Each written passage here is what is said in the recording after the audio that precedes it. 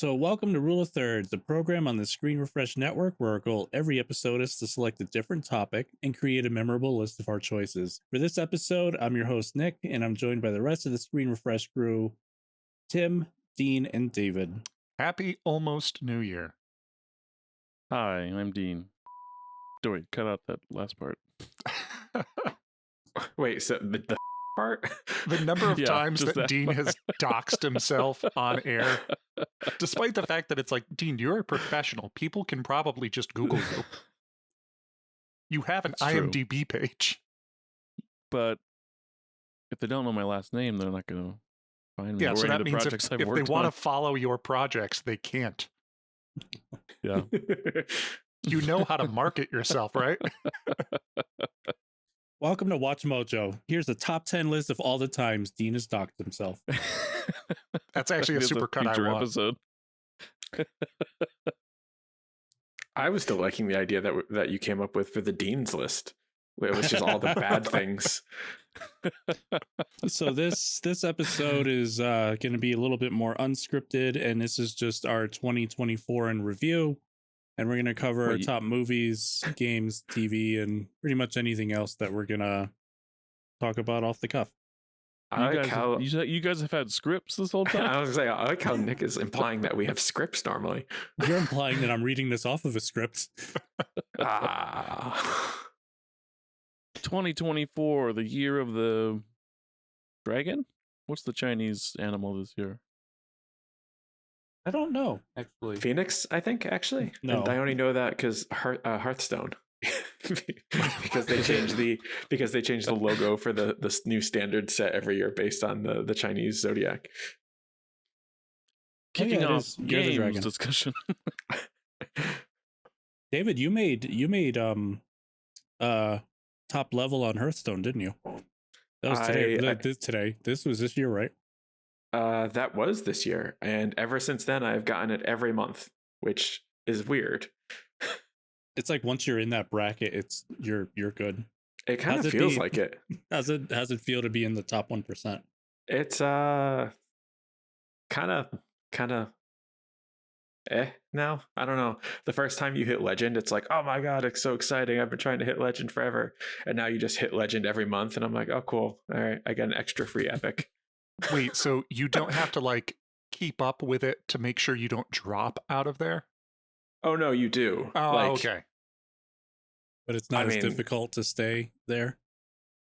It's not, well, because every month the season resets and you drop back down to whatever the basic rank is, the copper, and so then you have to work your way back up, and then you have to keep your rank.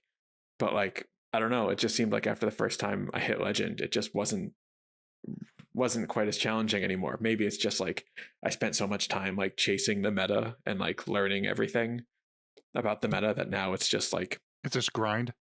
yeah, it's just grind. I just check on the meta and stuff all the time.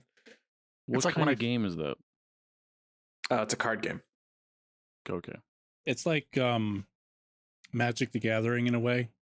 Yeah, it's kind of like streamlined Magic, basically. Mhm. I I'd say remember- the biggest difference between that and Magic is at least Hearthstone really leans in onto the whole like generate something random. Whereas Magic, it doesn't. It's very like specific. If you're going to generate something, it's going to tell you what. Whereas in Hearthstone, it can be whatever like specific theme that it suggests. Yeah, they really take advantage of like computer aided bookkeeping with like permanent card changes, and you can just randomly generate cards. And this game was released in 2024. Not at all.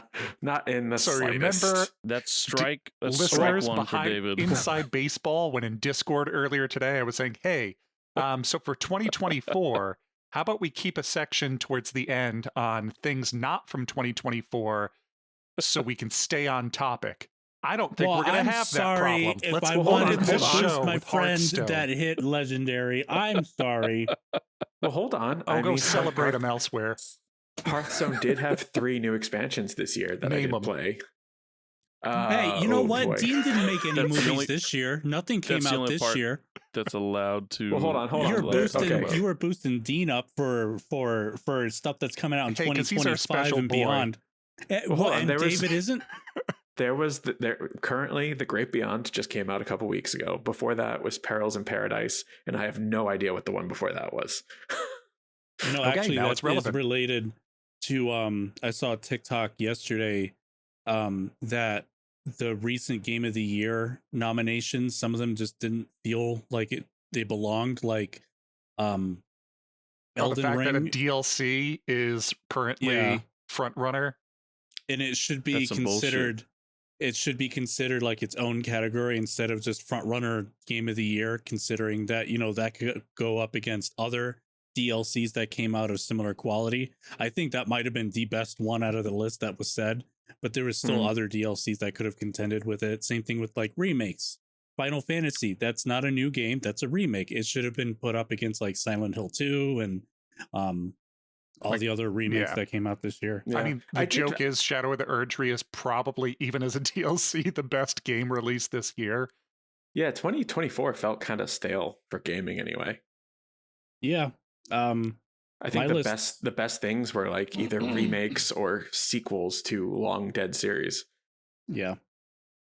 I rarely put time into gaming nowadays, but I didn't play anything this year. I played NHL, and that's comes out every year, and I didn't play anything else. That's Dean's safe answer every year. It's like, what did you play this year? The new NHL. NHL. Madden That's a 25 given. and 2K25, baby. Honestly, if we were all in the same time zone, I probably would play more with you guys. But my time to game starts at like 7:30, 8 o'clock That's for tough. me. So I mean, I'm unless still it's on the around. weekend, Dean, We just don't that's call. closer to my time frame. Well, we can schedule something. Because I know every time I'm available, it's like 11 o'clock Eastern, and I know no one's gonna take me up on that offer. I'm trying to remember, Nick. You're Mountain Time, right? Is that what that's Yeah. called? Okay, we need So to I'm get 2 someone in hours- Central, and then we can just cover all of them.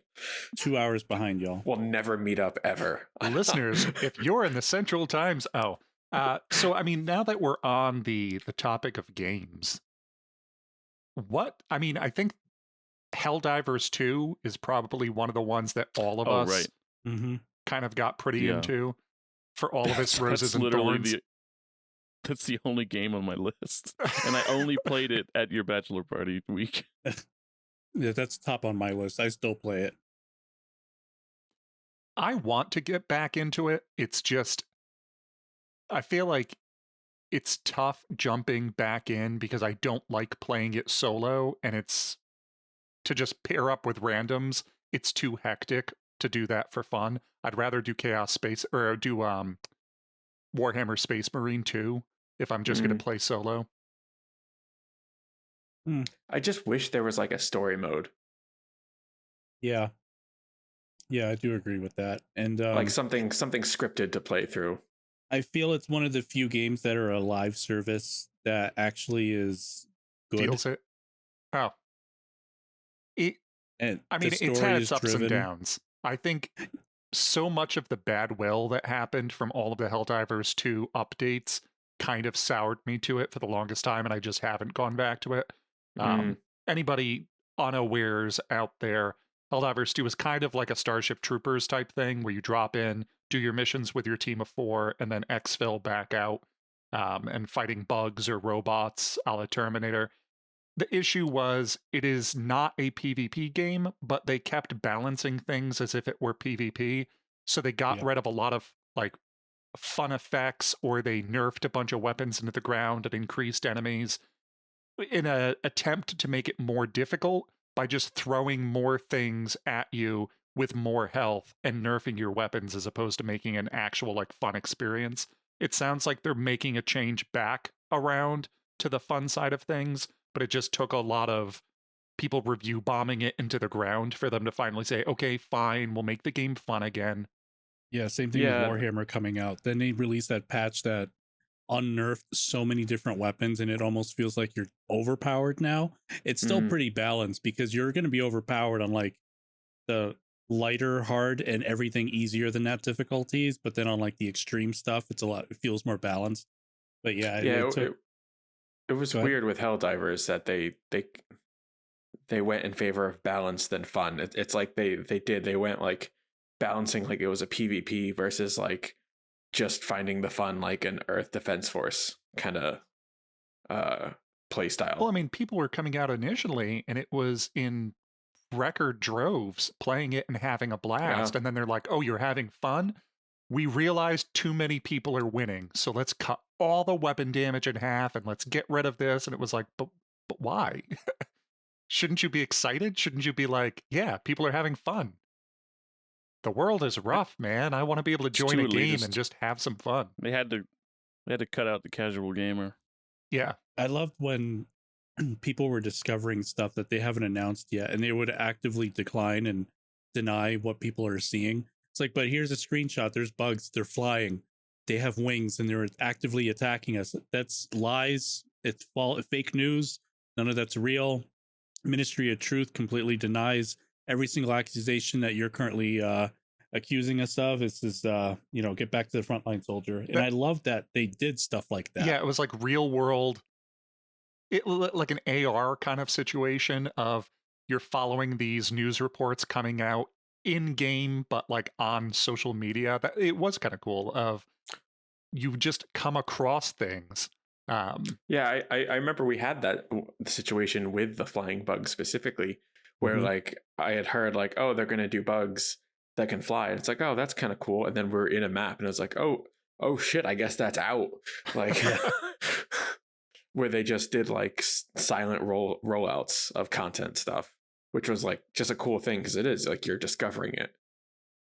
They had a running joke for a while where it's all mission based, and they would have if you complete this objective or this mission, and it's a community scale, it's not just you specifically completing it, but it's the entire population that's playing the game.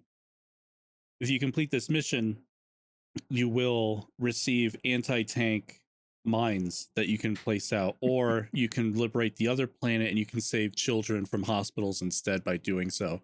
And everyone did not want the mines. The mines suck. They knew it was going to be a terrible stratagem. So you know what? Let's save the kids. And they actually went for that mission instead. And the developers ended up donating to like some children's hospital because people went that route instead. And it wasn't even discussed openly. It was just something the entire fan base did on their own. It was something really cool that a community could do for something like that. Don't the children yearn for the mines? They do. Oh, they do. We'll talk about that next year. What else are you guys playing? Or Tim, unless you have something else to say about it. Oh no, that was it. I mean, that kind of leads us into Space Marine 2 that everybody online was talking about, like the Helldivers 2 killer. I think we all agreed it's like apples and oranges. Just because you're running around killing like Tyranids with a gun does not make it a Helldivers 2 game. Yeah, that killed me. Really enjoy Space Marine 2. Yeah, I mean, I had a blast, but obviously I'm extremely biased. No. You hate Warhammer, David. I hate, oh man, it's the worst. I don't have like so many books and armies and read most of the Black Library novels or I mean this game was going to be a home run for me regardless if it was going to be good or not. If it was like a 6, I was going to be like, oh, game of the year. But the fact that it actually ended up being like really quite good. I mean, this was a game that I had kind of been soft looking forward to for like, I'm trying to remember when Space Marine 1 came out. Well, so like 9 years. Yeah. Like I was in college when that came out. I feel like you need to keep your expectations low as a Warhammer fan for video games, though. Oh, yeah. Because it's like so much stuff gets released and so much of it is just like, oh. Yeah, Games Workshop seems to be pretty liberal with the licensing. They've gotten better with it over time in the fact that like they now only license specific parts of their IP rather than being like, oh yeah, sure, you can use all of our stuff. Yeah. They're like, okay, you can license like this thing, or like, oh, you can make a game about orcs, but you can't have anything else in it besides the orcs. So it's like, oh, okay, like they're getting a bit more specific. Orc, Mario Kart game that came out. They made that? Yeah, I forgot what it's called, like Crazy Racer or something. Yeah, I haven't tried it yet. It honestly, well, so it's Twisted Metal essentially. It looked kind of fun. I don't know. It's free to play, and I'm like, I should probably try it at some point. I played. They had a dogfighting game also where you play as the orcs. That was kind of it was very much like a callback to like PS2 era, like Crimson Skies kind of thing. Oh yeah, which was, I mean, it was fun. It just like it felt old, and I was just like, I don't really yearn for this kind of gameplay anymore. But Nick, I know you and I played Sons of the Forest this year. Now that it had its official release at some point, That doesn't count. That came out in 2023. oh snap! the actual release. The actual release may have been this year, but it came out initially last year. Well, that's a dodgy. That seems like a touchy or a weird thing because everybody's playing something, but it's not out, quote unquote, and it's like, well, I mean, that's like saying, hey, when we do you can't have say it's out? like we can't put Pal World on the list. Why? Well, it came out in January. Or rather, that's like saying, yeah, like Pal World is right now in early access. It's not actually finished. It's still in its testing phase. I mean, I have a movie later that I want to talk about that's also very much on that cusp. So I'm hoping. Trying to find when it actually. There was a beta release movie. Well, it came out and then it came back in the next year. Wait, really? Wait, Yeah. like a festival situation? I know which one. I know which one he wants to talk about. Not kaiju based. I know that. Oh, yep. But yeah, Nick, I was pretty sure Sons of the Forest came out of early access in 2024. I could be wrong, though. It did in February. Oh, okay. I mean, how crappy was it when you first started when playing I first bought it, when it hit early access, I uninstalled it. It was very bare bones back then. I mean, it was the same thing with the original Forest. Like the original Forest, I bought like the day it hit early access because it's like a fun survival horror game. And then I didn't touch it for like another 3 years because that thing was in early access for ages. Sons of the Forest, it went through the process quicker. And I think it eventually got there. Like I think Sons of the Forest is a solid game now. It came out almost. It actually took almost a year. So it initially came out in February 23rd of 2023, and then the full release was on February 22nd, 2024. And every month they would have like a massive update patch come out, and it was just like a road to the final release. And with every patch that came out, I mean, it added a lot of content. It wasn't just like minor bug fixes. It was like, no, we're adding like 6 new weapons. Here's like 7 new things that you could make in your little from your inventory. And even though the game was fully complete in 2023 and I did beat it, a good 40% was missing. Yeah, which is why when like after the actual release, and then I think the first update after the actual release, I had gotten back into it and you played through a bit with me. We still need to finish it, but I do want to finish it. Yeah, anybody out there that either liked The Forest or just likes a horror crafting survival, Sons of the Forest is still good. Sorry, Dean, I played it alone. Yeah, I played it alone last month. Did you really? The whole thing. Yeah, the entire thing. You did not. He never left the helicopter. Can we turn this thing around?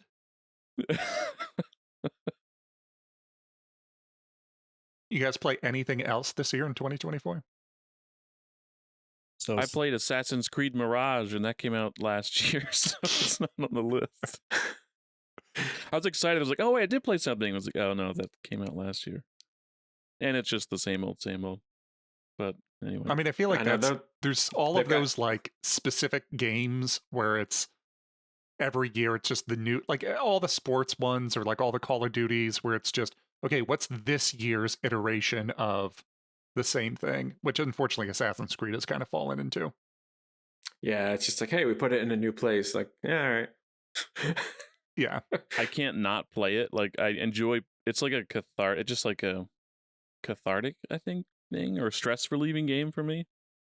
I'm not saying, I don't know if it's any iteration is really greater than the other one, but I'll keep playing them. They keep should putting them out. Next jump- one's in Japan, so They should just, instead of keeping everything in like the early times, they should just jump to like 1930s New York and just have it as like he's an assassin who works for the mafia. I mean, that would actually be kind of cool. it's not not a terrible idea. I mean, New York City would work, certainly. Yeah, it'd be Mhm. kind of cool going through rooftops and apartment buildings and things like that. I wonder if it's just a matter of like the rooftops scale. are higher than I'm used to. The scale is just like too much for them. And it's like, how are we going to model all this stuff? But he can still do all the parkour from the other games. Just running rooftop to rooftop in a 3-piece suit with a fedora and a pistol. I think it's funny because like I've never really played them. Like I tried the first one when it came out and I was kind of like, eh. And then I tried another one. I don't remember. I It was tried one of the one later and two, ones. and it just feels so maybe it was- floaty. Yeah, maybe it was Brotherhood. I can't remember. I tried one of the later ones and I was still just kind of like, all right, I don't know. It just didn't click for me for some reason. I don't know why. Because like in theory, it seems really cool.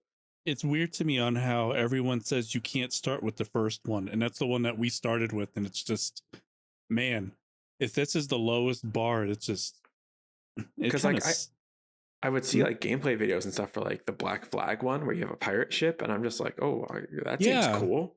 your crew sings shanties and stuff. It looks amazing. It is. Don't listen to them. I mean, clearly the dollars are proof enough that it's doing quite well.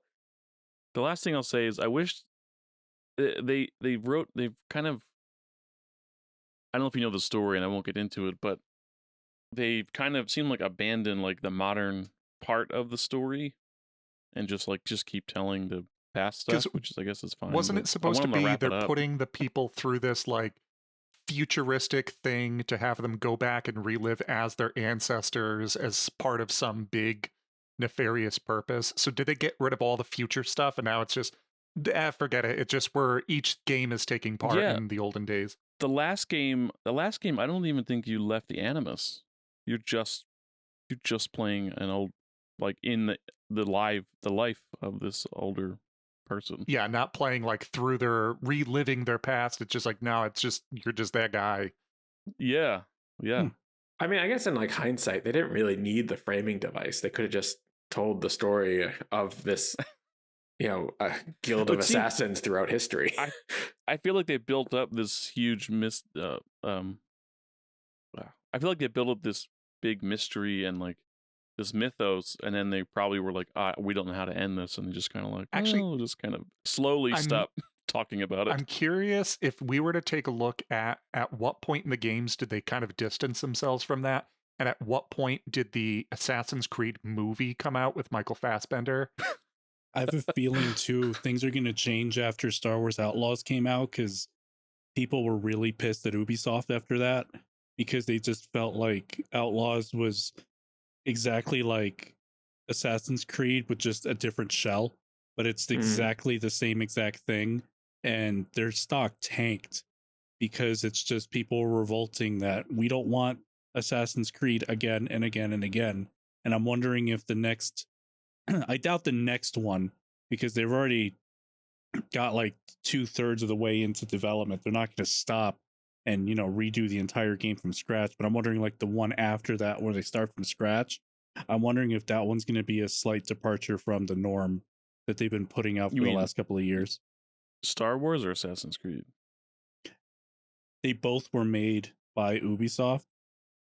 You just meant the next starting from scratch. I don't know if you were talking about the next. No, I'm Star talking Wars about that they're gonna Assassin's work on. Creed. Oh, okay. Yeah, because it's almost the same formula and how the gameplay mechanics work. And people were getting pissed because they kind of realized that it's you make the same exact game every single time, and with only like a couple minor differences, like enough is enough. That's it. Assassin's Creed Tactics. Twin stick shooter. Shmup. Just as Science wherever scrolling. he is, just shurikens all over the place. I was looking at the list of games that came out this year, and I was like, I know I really didn't play anything, and yeah, all the top games that are by popularity, I was like, I didn't play any of this. Yeah, it was tough. I had to go Helldivers. through my own Steam library to double check and make sure, Because Pal World was the only other one that was on the list, and that's like one and done. And then Silent Hill 2 is the only other thing I can really talk about. Did you like it? We almost. Oh, go ahead. What'd you say, Dean? No, I was going to change. If you're going to talk about I Silent was Hill, just go ahead and asking move Nick, to it. did you like it? No. But You yes, didn't like Oh, Silent Hill snap. 2? I've never played it before, and that was the most traumatizing video game I've ever played. And it gave me actual insomnia while playing it. And it was It's just a so rough story. stressful playing it. Yeah, it's extremely tough story. The gameplay nailed it in terms of atmosphere. And it's just like, imagine we always joke about how AVP Requiem is the darkest movie we've ever played or watched. Now imagine this being one of the best movies of all time, and it actually instills fear in you. And that's what Silent Hill 2 was doing for me, because it was so damn dark. You can't see anything. You're walking around with no health, no ammo. Shit's just attacking you out of the darkness. You don't know what's going on. You're dealing with heavy adult themes. It was tough. I didn't want to stop playing it because I feel this game is too big in the cultural zeitgeist to say like, oh, I only got like halfway through and I couldn't do it anymore. But I was happy to have finished the game. So you didn't like it, and it's because it accomplished its goals, but you don't like what the goals are. Yes. Okay. It's like how Dean mean, that's doesn't fair. I like just wanted to be PT, clear. but Dean likes PT. But like, but I thought the ending was like surprisingly uplifting. Like when you get into the control room and there's the Shiba Which Inu one? that you find out is running it as like a game show the whole time. Like I was just like, oh, how fun and silly! This is a great game. I mean, that was my uh It's still experience. in here too. Is it It's really? They still in- kept the yeah. dog ending. Mm-hmm. Oh, that's so good. Apparently I got the good ending, and then I had a YouTube like what all the rest of them were, and there were a lot more requirements that I either fell completely short on or just I didn't even think of doing. But no, I'm glad that it's behind me. 10 out of 10 video game, but holy shit, I am never playing it again. Once I finished it, the credits rolled. I'm like, close game, uninstall. I am never playing it again. There's a reason I listed it as my scariest game, even though I only watched somebody play it the entire thing. Yeah. I didn't play it myself. Oh, dude, the remake is so much worse. Holy shit. I can imagine. Oh my god. This year, I don't know if you guys played Dragon Ball Sparking Zero. If I you did not. like any of the old DBZ games, like Budokai or like Tenkaichi and all of those, it's very much in that vein. As it gets away from like Dragon Ball Fighters as like a fighting game, and it's more back to like an arena fighter. But a ton of characters, a ton of transformations. It's just fun being able to go through and relive all the different episodes and things like that and sequences from the show. So, Do they have all the characters in it? a very large amount of characters, to the point where it's like characters from the movies. You have like random henchmen that you can play as. I appreciate that. I'm sick of games. I'm looking at you, Street Fighter, where you have such a large database of characters and they only do like 6. Like, Yeah. just do all of them. It's a modern, like, this isn't like 1999 anymore, where we only have enough room to put in like 7 or 8 characters and we got to pick and choose. Like, no, do all color of them. swap. Yeah, do all of them. Like, that's what people want. Don't drip feed us like DLC over the next 6 years and always never lower the price tag of it. But it's good to hear that. Yeah. So now, and you can do up to 3 fighters on your team, and they do, I forget if it's referred to as Dragon Points or like DP or whatever it is. But when you do versus fights, there's a mode where you have, depending on the strength of the character and the balance on that character, a different point value. So you have like, oh, you have 13 points to spend on your team. You could either take like 2 high-powered guys, or take like 3 smaller, or take like a bunch of them, or whatever the case is, which I think is a cool method of doing that. So this way I can run Tien, Chaozu, and future Gohan or something. Chaozu's a beast. Just Google or like go on YouTube and look up Chaozu in this game, and it's just funny the amount of weird videos that people have of Chaozu fighting. I will say that's one thing I do love about the Dragon Ball Z fighting games is that they do make your favorite weak character totally viable. Yeah. Like when I was playing Dragon Ball Fighter Z, I loved nothing more than being able to play as Tien and being like, yeah, Oh, yeah. Tien, let's do it. You can actually fight people and your abilities are cool now. Yeah. Being able to do like Neo Tri-Beam. Yeah, like the thing he did in one episode of the show that really didn't do anything of any importance, but was so cool. I mean, it's still one of the greatest sequences in that entire series is him using Tri-Beam on Cell during, I think he was like stage 2 at the time. Yeah, he shows up with his brand new outfit. And it's like, oh, who's that? It's Tien. It's like, oh, what? And then he just Tri-Beams himself until he's incapacitated. Didn't we cover that in a Rule of Third? We in did, first yes. Season? That was Heroic Moments. That was one of my picks of Tien showing up and using Tri-Beam and delaying the fight so long until he passes out that I think it was they got out of the hyperbolic time chamber or something and they showed up and it was like, cool, he delayed them long enough that the fight was able to continue. But yeah, good stuff. Mm-hmm. I will say one game that I did play this year that came out this year. It's probably not a huge amount of interest to anyone, but is a little card game that kind of blew up called Balatro. That was an honorable mention for me. If you haven't kind of noticed from the types of games that I apparently mentioned, I play a lot of card games. And Balatro was a tiny one-person development that is a deck building games in the same vein of like Monster Train or Slay the Spire that is entirely based on poker rules, which was at first I thought kind of a little too tame. But the more I thought about it and the more like I would have conversations about it, was such a great idea because it just completely destroys the barrier of entry.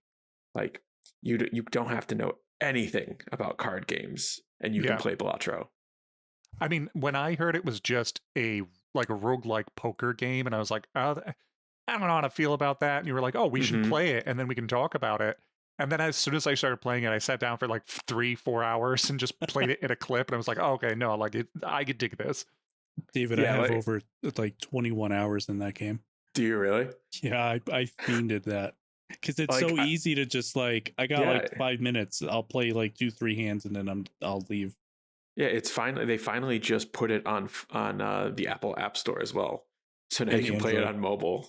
Oh, is it on Android as well? Yeah, I bought it too. I mean, it's super fun. It's crazy easy to play. It's just play poker hands.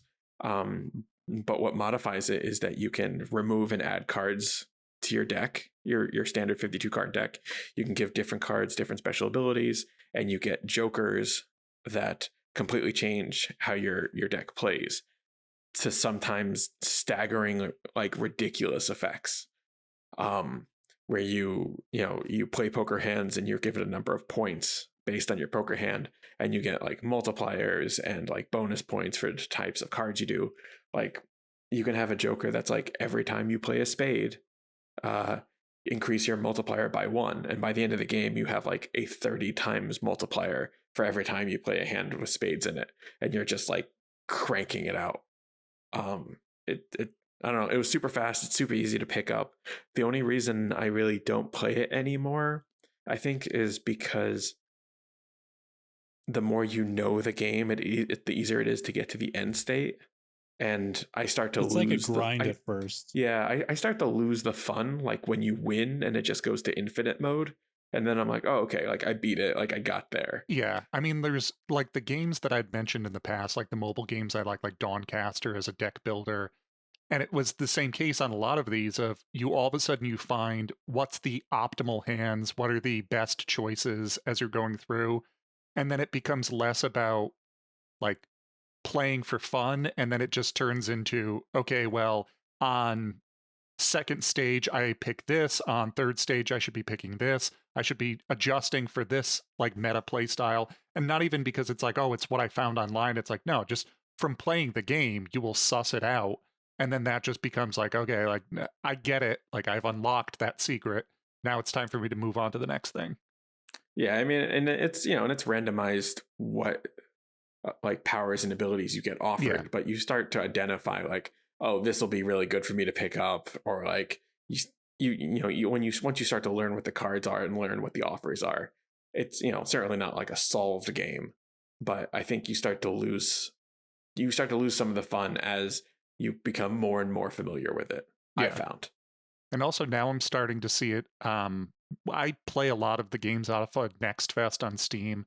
Anybody that hasn't checked it out, go on Steam, check out Next Fest. It's like twice a year, but it's all the upcoming indie games and things like that. You can see where they're at in their development and play some demos.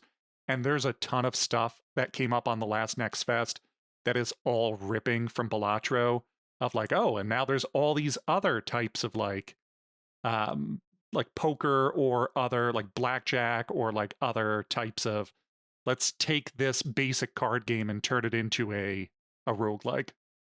Yeah, there was a dice-based one that was basically Balatro Yahtzee. I was going to say Dicey Dungeon? No, yeah, I think it's called Dice Player 1, and I played it, and it was fine.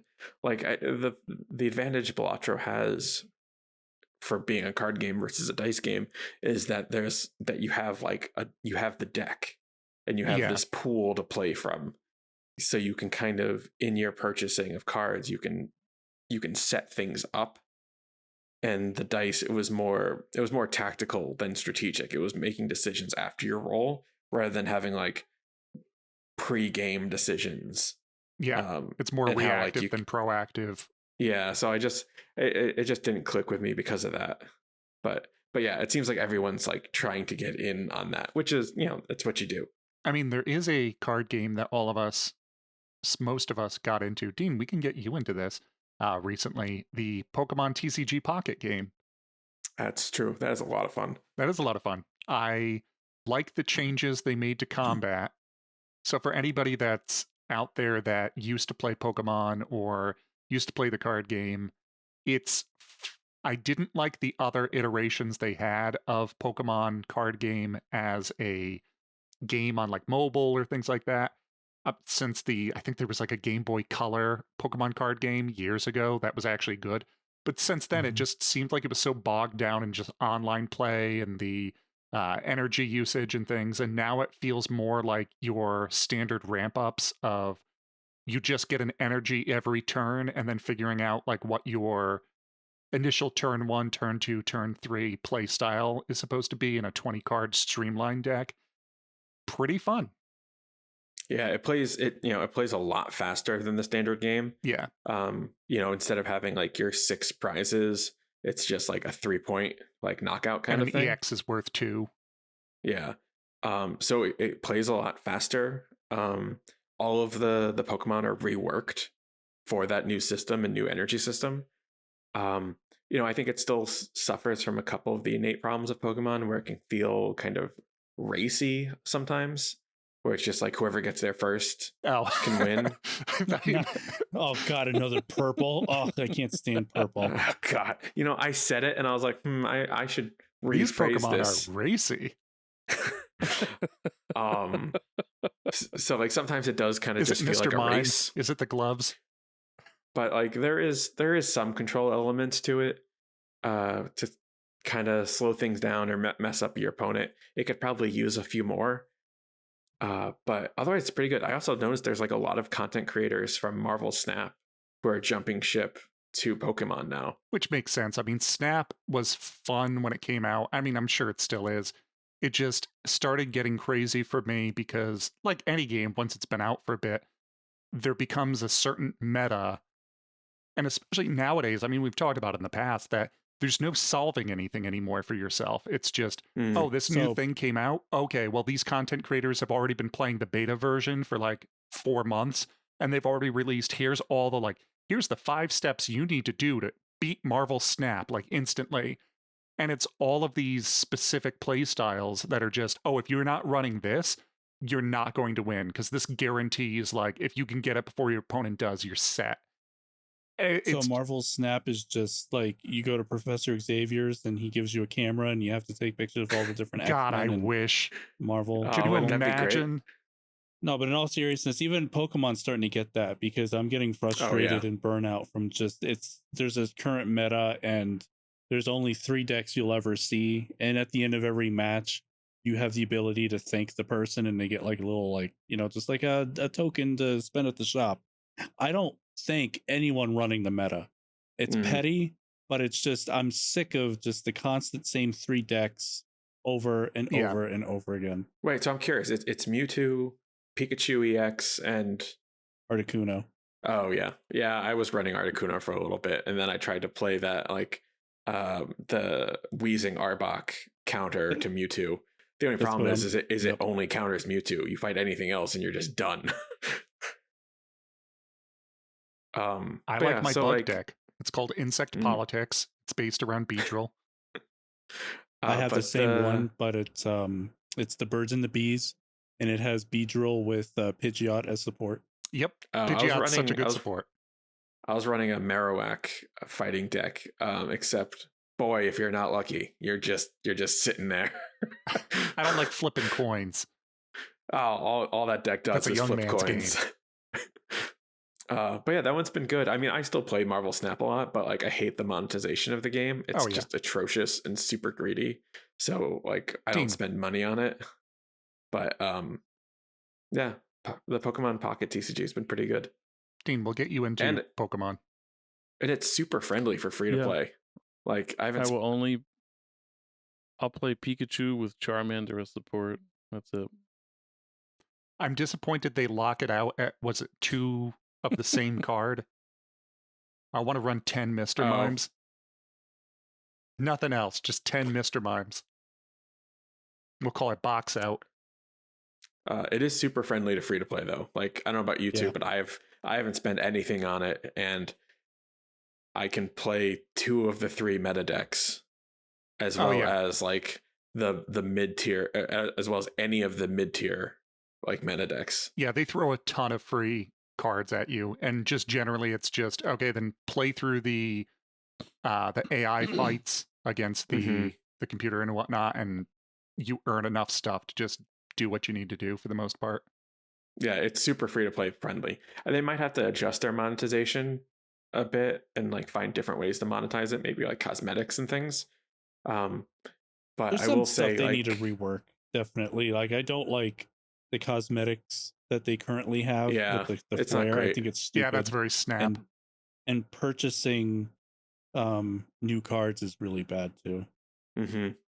I almost say I But- feel like I get cards too easily. That it's like not spending a dime and just playing the game for like a week. I already got every card that I want. So I have like, I don't know, 80% of the cards released.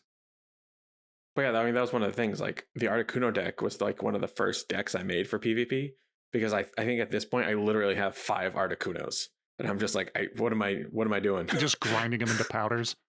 It's like I can only have 2, and they're all different art. And it's like, all right.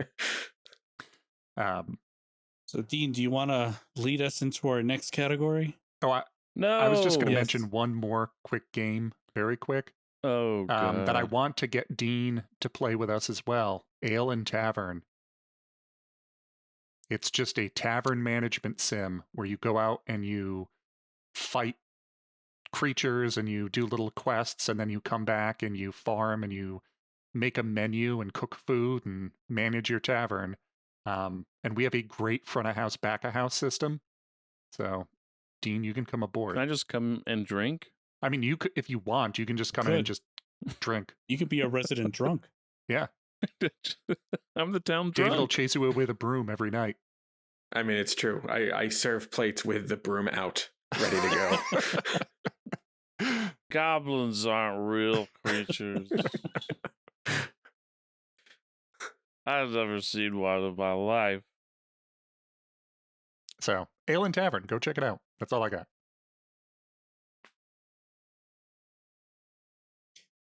Dean, have you seen any movies? Oh, we're gonna we do TV. I mean, we can last. do TV next. Dean is leading. It's his spotlight. TV. All right, here's all the TV that I watched. We give to Dean, and he leads, and he's like, comic books, let's go. I'll say that I never, not never, I didn't watch a whole lot of X-Men in the 90s, but I really enjoyed X-Men 97 this year. I agree. Wow, I forgot that was this year. Oh. Yeah. Yeah, baby. It really, like, it looks different, only because it's like a cleaner art style, and there's been a lot of changes and whatnot. Yeah.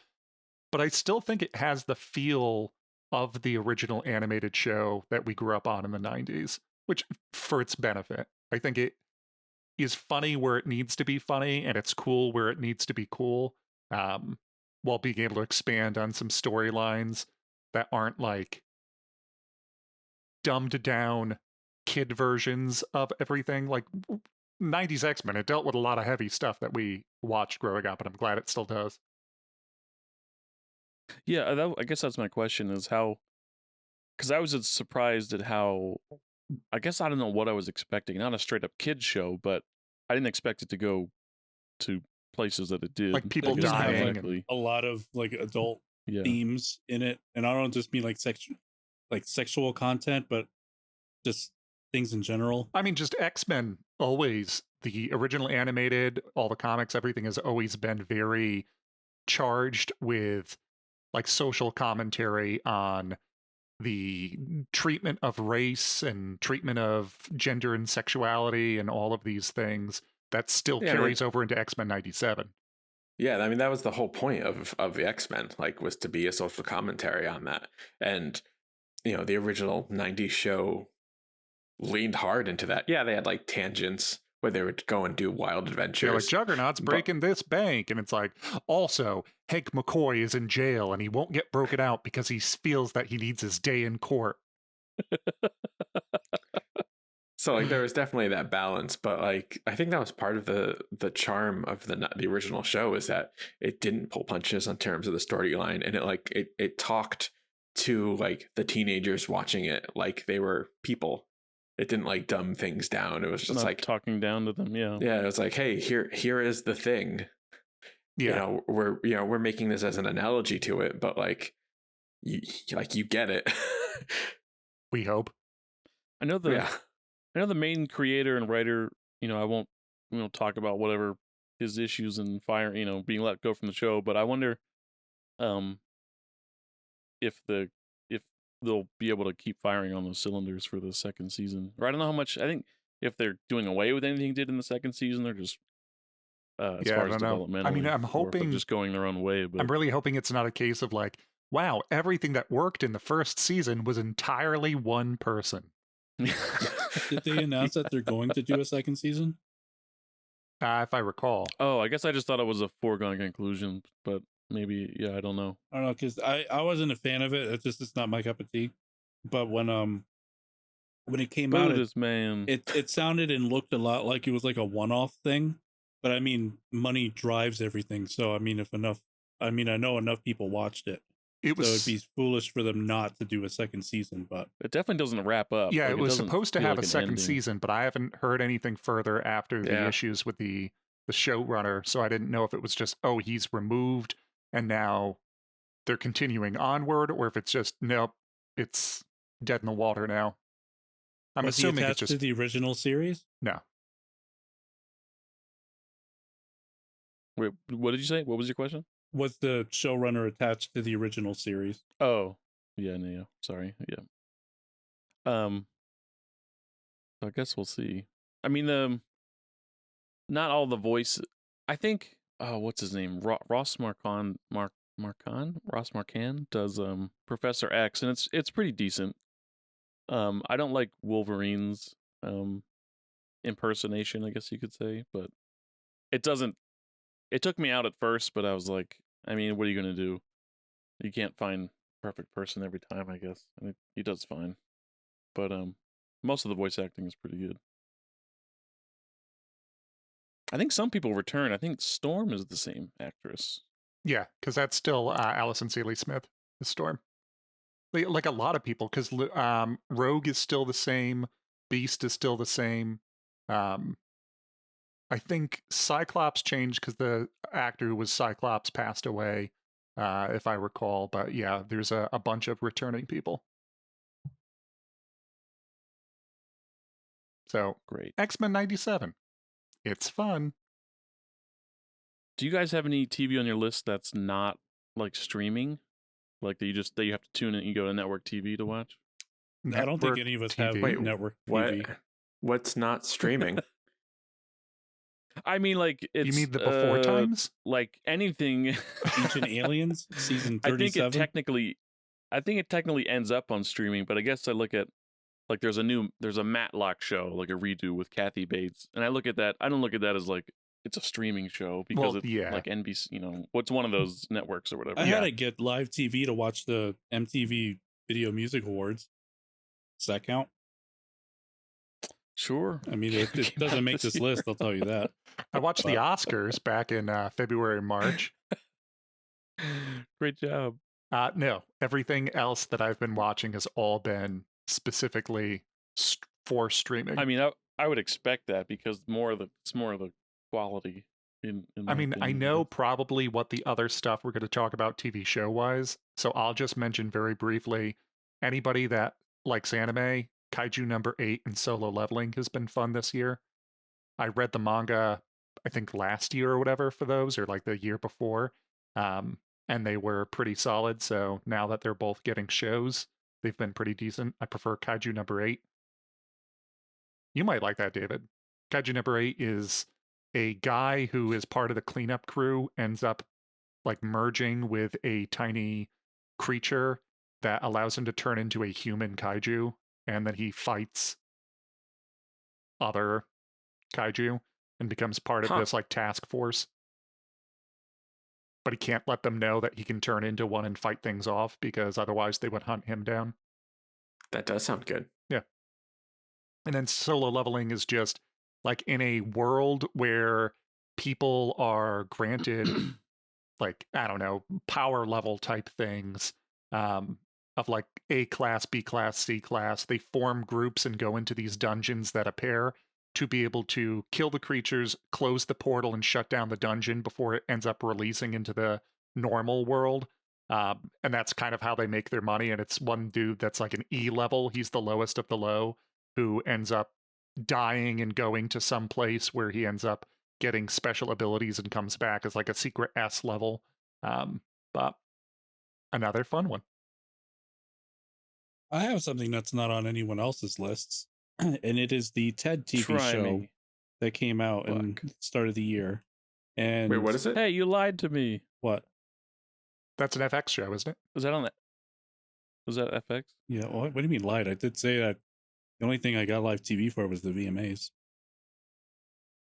But no, the show was fantastic. It is not like it's Seth MacFarlane, so I mean, you kind of know what to expect. But it's almost like live action Family Guy without any of the cutaways, and the writing on the show is superb, and especially Alana Ubach is phenomenal in the show as well.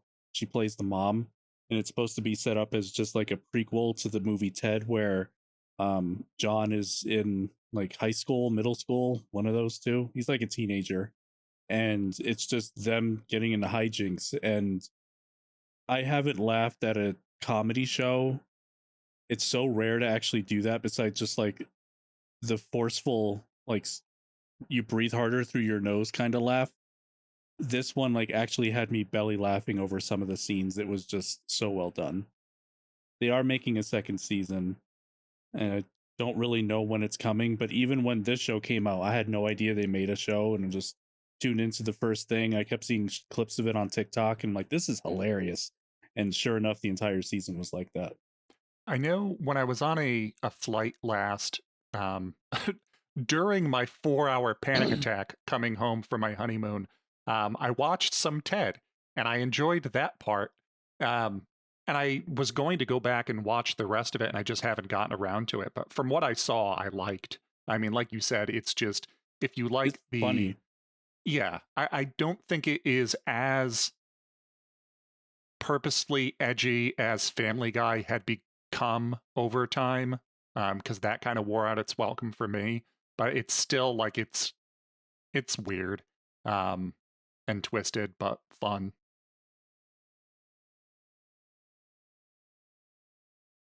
I like the movies. I think did you say you watched it on a plane? Yeah. Yeah, I did too. I think like an episode or two. That's originally how it premiered. They only showed it on JetBlue and American Airlines. It's such a always weird like a rollout. random ass episode too. We're gonna force you to sit here. We're gonna force you to watch this show. Don't you dare fall asleep. I turned on this is a small tangent, but I turned on I think it's called The Leftovers. That was the TV show, right? I think by the Lost guy, Damon Lindelof. I think he wrote that. I turned it on an airplane. I thought it was the first episode. And all this stuff is happening, and they're like, I'm like, wow, they're really like they just throw you in. They're not spoon feeding it to you. And like, I don't know what these people are doing, but I assume it's planting information. Then I realized it was like the season 3 premiere. I was like, oh shit. Season 3. It's like I was talking about when we mentioned The Good Place a while back, that I'm sitting there, and before my movie or whatever that I was watching on a flight started, they were doing like these ads, and they're like, and here's a quick 3 minutes about The Good Place. And I was like, oh, a new show that's coming out. And it immediately is like, so The Good Place is actually the bad place. And I'm like, wait, I feel like this might be important. And they're like, and that was season 1's finale. And I was like, wait a second, why would you open an ad with this? Welcome to our season 2. You don't need to watch season 1 now. Which, to be fair, I think for that show, season 1 was by and large the best season of that show. It probably was. I enjoyed the whole thing, but it's such a good turn that maybe people saw coming, but that was also really on one of our Rule of Thirds episodes. Yep. Huh. Yeah. Go listen to it. Did you guys watch 3 Body Problem? No, meant to. Never got to it. Yeah, I like the cast, and I kept seeing clips, but I never remembered. It always is like, check it out, and then they kind of fail to tell you what streaming service it's on, and I don't have the energy to Google it. Oh, Netflix did that? I don't subscribe to the Netflix. Yeah, I won't spend too much time on it, but it's a good sci-fi story if you're into sci-fi. It has one of these like, it has like an episode, in the middle of the season that just has like, it's like a red wedding kind of, not, it's to the level of like, holy shit, did you see that episode?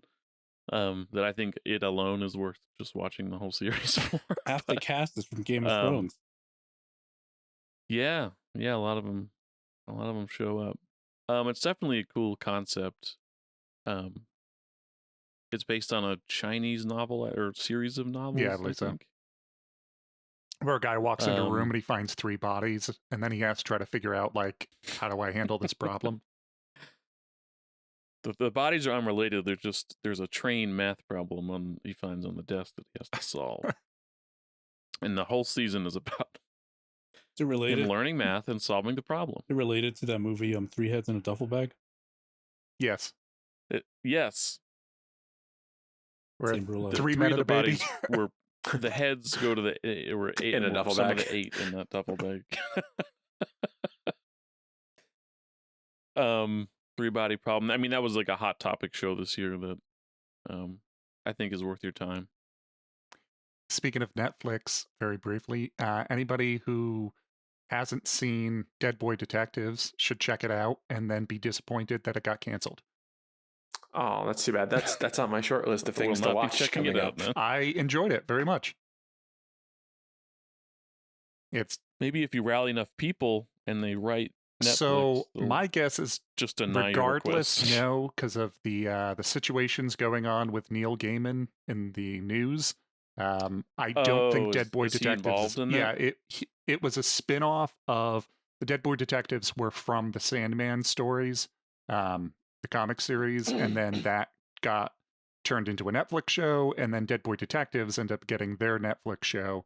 And it's fun. It's literally two dead boys solving ghost crimes to help people out. And it is cool in like a Chilling Adventures of Sabrina meets Umbrella Academy kind of feel. But alas, what might be? Does that mean there won't be more Sandmen? My assumption would be correct, yeah. Okay. Can I just push him out? Like, let's get somebody else. I gotta look up this drama now. I mean, you guys can cut this out, but evidently there's like a long history of people coming forward with sexual allegations. Yeah, it's one of those, David. Oh, that's... Which is especially disappointing considering that he's been such a strong proponent for years of like feminism and fighting against all of these things. I'm a big person of consent. Just don't worry about all the sexual assault allegations that are under investigation. Why is it that when everyone becomes famous and powerful, the first thing they do is like sexual assault? I don't know. I mean, I think it's a very easy thing to avoid. Don't. Right. Don't do it. Don't coerce underlings. Don't do any of those horrific things. I think it's very easy to not. Well, I can't think of the name of the streamer, but there's like that famous quote from a streamer about how like, well, if you have a camera on yourself 24 hours a day, of course you're going to say a racial slur. And it's like, nope. Is that PewDiePie? It might have been. It's one of them, like, you know, PewDiePie or Mr. Beast or that tier of streamer. And it's just like, no, I don't think that's true. Well, David, of course, if you follow me with a camera, eventually you're going to find one of the murders. If I had a nickel for every time I'd say the N-word, I'd be broke. I'd have no nickels. I'd have no nickels. So, yeah. The plight of famous people, I suppose. Just stop being bad. Absolute power corrupts absolutely. I mean, go drop your money on like a nice jet ski and just go off by yourself and have a good time. It's very easy to avoid all of these problems. Take a walk. Just take a walk. Yeah, like Passion Pit once said. So you guys remember that? Is that a deep cut? Well, in terms of celebrities that we love who have never let us down, has anyone seen the show Slow Horses featuring a beloved Gary Oldman? No. Oh, it's an Apple Plus show starring Gary Oldman. It's Gary Oldman essentially runs a branch of MI6, which is for all of the basically the failed agents who they can't really fire, but they don't really want them doing anything important. So they basically just like get shitty grunt work for MI6. Administrative purgatory is how they describe this. And they're constantly set up to be the fall guys when anything bad happens in MI6. And it's Gary Oldman just like trying to keep this team of kind of misfits who are just like, they're just bad special agents, essentially, who get put in really shitty life and death situations. And it's great. That's a really fun hook. It's like they run it like a classic spy thriller, except they're just not that good at their job. So but season 4 is out? Yeah, season 4 came out. Wow. In August this year. And it's super good. They play it straight though, so it's not like comically like, oh no, I slipped on a banana peel. It's like, oh fuck, I didn't mean to shoot that guy kind of thing. Like Pulp Fiction, oh, we shot Marvin in the face. Exactly. And Gary Oldman it's Gary Oldman. He's incredible in it. And he's just always you kind of hate him because he's an MI6 agent who used to be like top of the field, who did something to mess up that we don't really know about. So he was put in charge of this department as kind of his like, hey, you need to get out of the way. but the MI6 they portray is like so like semi corrupt that they keep trying to set up his team to like take the fall for like huge conspiracies and different like spy drama, and he's just trying to like protect his team and like use all of these weird MI6 tricks, while kind of a deeper story of what did Gary Oldman do to get him in this situation kind of unfolds. It's great. It's super compelling. You know, season 1, you will probably binge it in a day or two, because it's just really good. I just started watching Silo on Apple. Oh, also great. That started last, or it's 2022. I don't know. The second season I think is coming. Yeah, out. I think the second season That's either new this year. That just came out. It either just dropped or is about to. Yeah. Does Apple TV have the worst advertising for their shows that are coming out? No, Tim, we're on Android, so that's true. Because I feel like I see ads for like, oh, this new Apple original movie, but I have not heard any of their shows. Like, I liked Severance and I liked Shrinking. Severance is but it's great. like, yeah, I had to do legwork to find those. That was not brought to me. Well, the thing is, Apple TV is getting some great things, because I want to say it was 2 years ago now, the program director for HBO left and went to Apple. And the former HBO showrunner or show director was responsible for some huge hits for them. Ended up leaving and is now like greenlighting some really impressive stuff for Apple. And like Apple TV doesn't have a lot of shows; it just has its own, but its own shows are pretty stellar.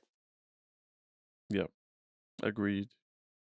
Now I have another one to check out. Yeah. Also, Apple TV is like $3 or something. It's like dumb cheap. That sounds like a special. That sounds like you might see a bill soon. Double check your latest billing. David, you're going to be destitute in 2 months when all of a sudden that auto renews at $300 a month after the introductory period's done. I didn't look this up, but I know Invincible had like a really spaced out release on its newest season. Did some of that come out this year? Yeah, some of season 2 released this year. Okay. But it started in the end of last year, I guess. Right? Season 2 is still good. I still like it. Not to interrupt, it's $10 a month for Apple TV. When did that happen? Yeah, that's what I pay. Well, if you use code, no. I wish we were sponsored. I wish Apple sponsor us. Just try screen refresh and see if it doesn't. Just see. No. If it doesn't work, email Apple and ask why. Then they'll say, what? We'll have to look into this. I will say the secret, I think, to video game adaptations is to make it a series. Don't make it a movie. Are you sure about that? You sure about that? I am, because I liked it. You liked Halo? I liked Fallout. Oh yeah, shit. No, but if that's on the Dean's list. Fallout was an amazingly well done show. Yeah. It was able to keep the Easter eggs and if you know moments that if you played the games religiously, you were still given that fan service, but it wasn't so blatantly in your face that if you haven't played the games, you can still follow along and understand. And I feel this was an excellent example of start with an amazing story, and then go from there. Well, I mean, that's the age-old tightrope that I think a lot of other shows and movies failed of. You're either trying to shoehorn everything in to be the wink to the video game audience, or you're completely scrapping it and trying to dumb it down or turn it into something that's palatable for anybody that doesn't know what this property is, and you end up alienating both sets of fans. So, yeah, Fallout, I play all the games, I love all the games, I really enjoyed it. My wife has never played any of the games and was able to follow along and enjoy everything just as a sci-fi show. I am your wife. Dean is my wife now. But I mean, the wedding was fantastic. The same perspective. I wore the dress. You too?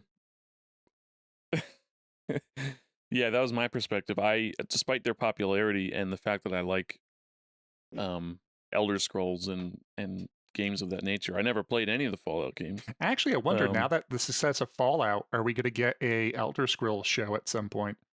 I hope not.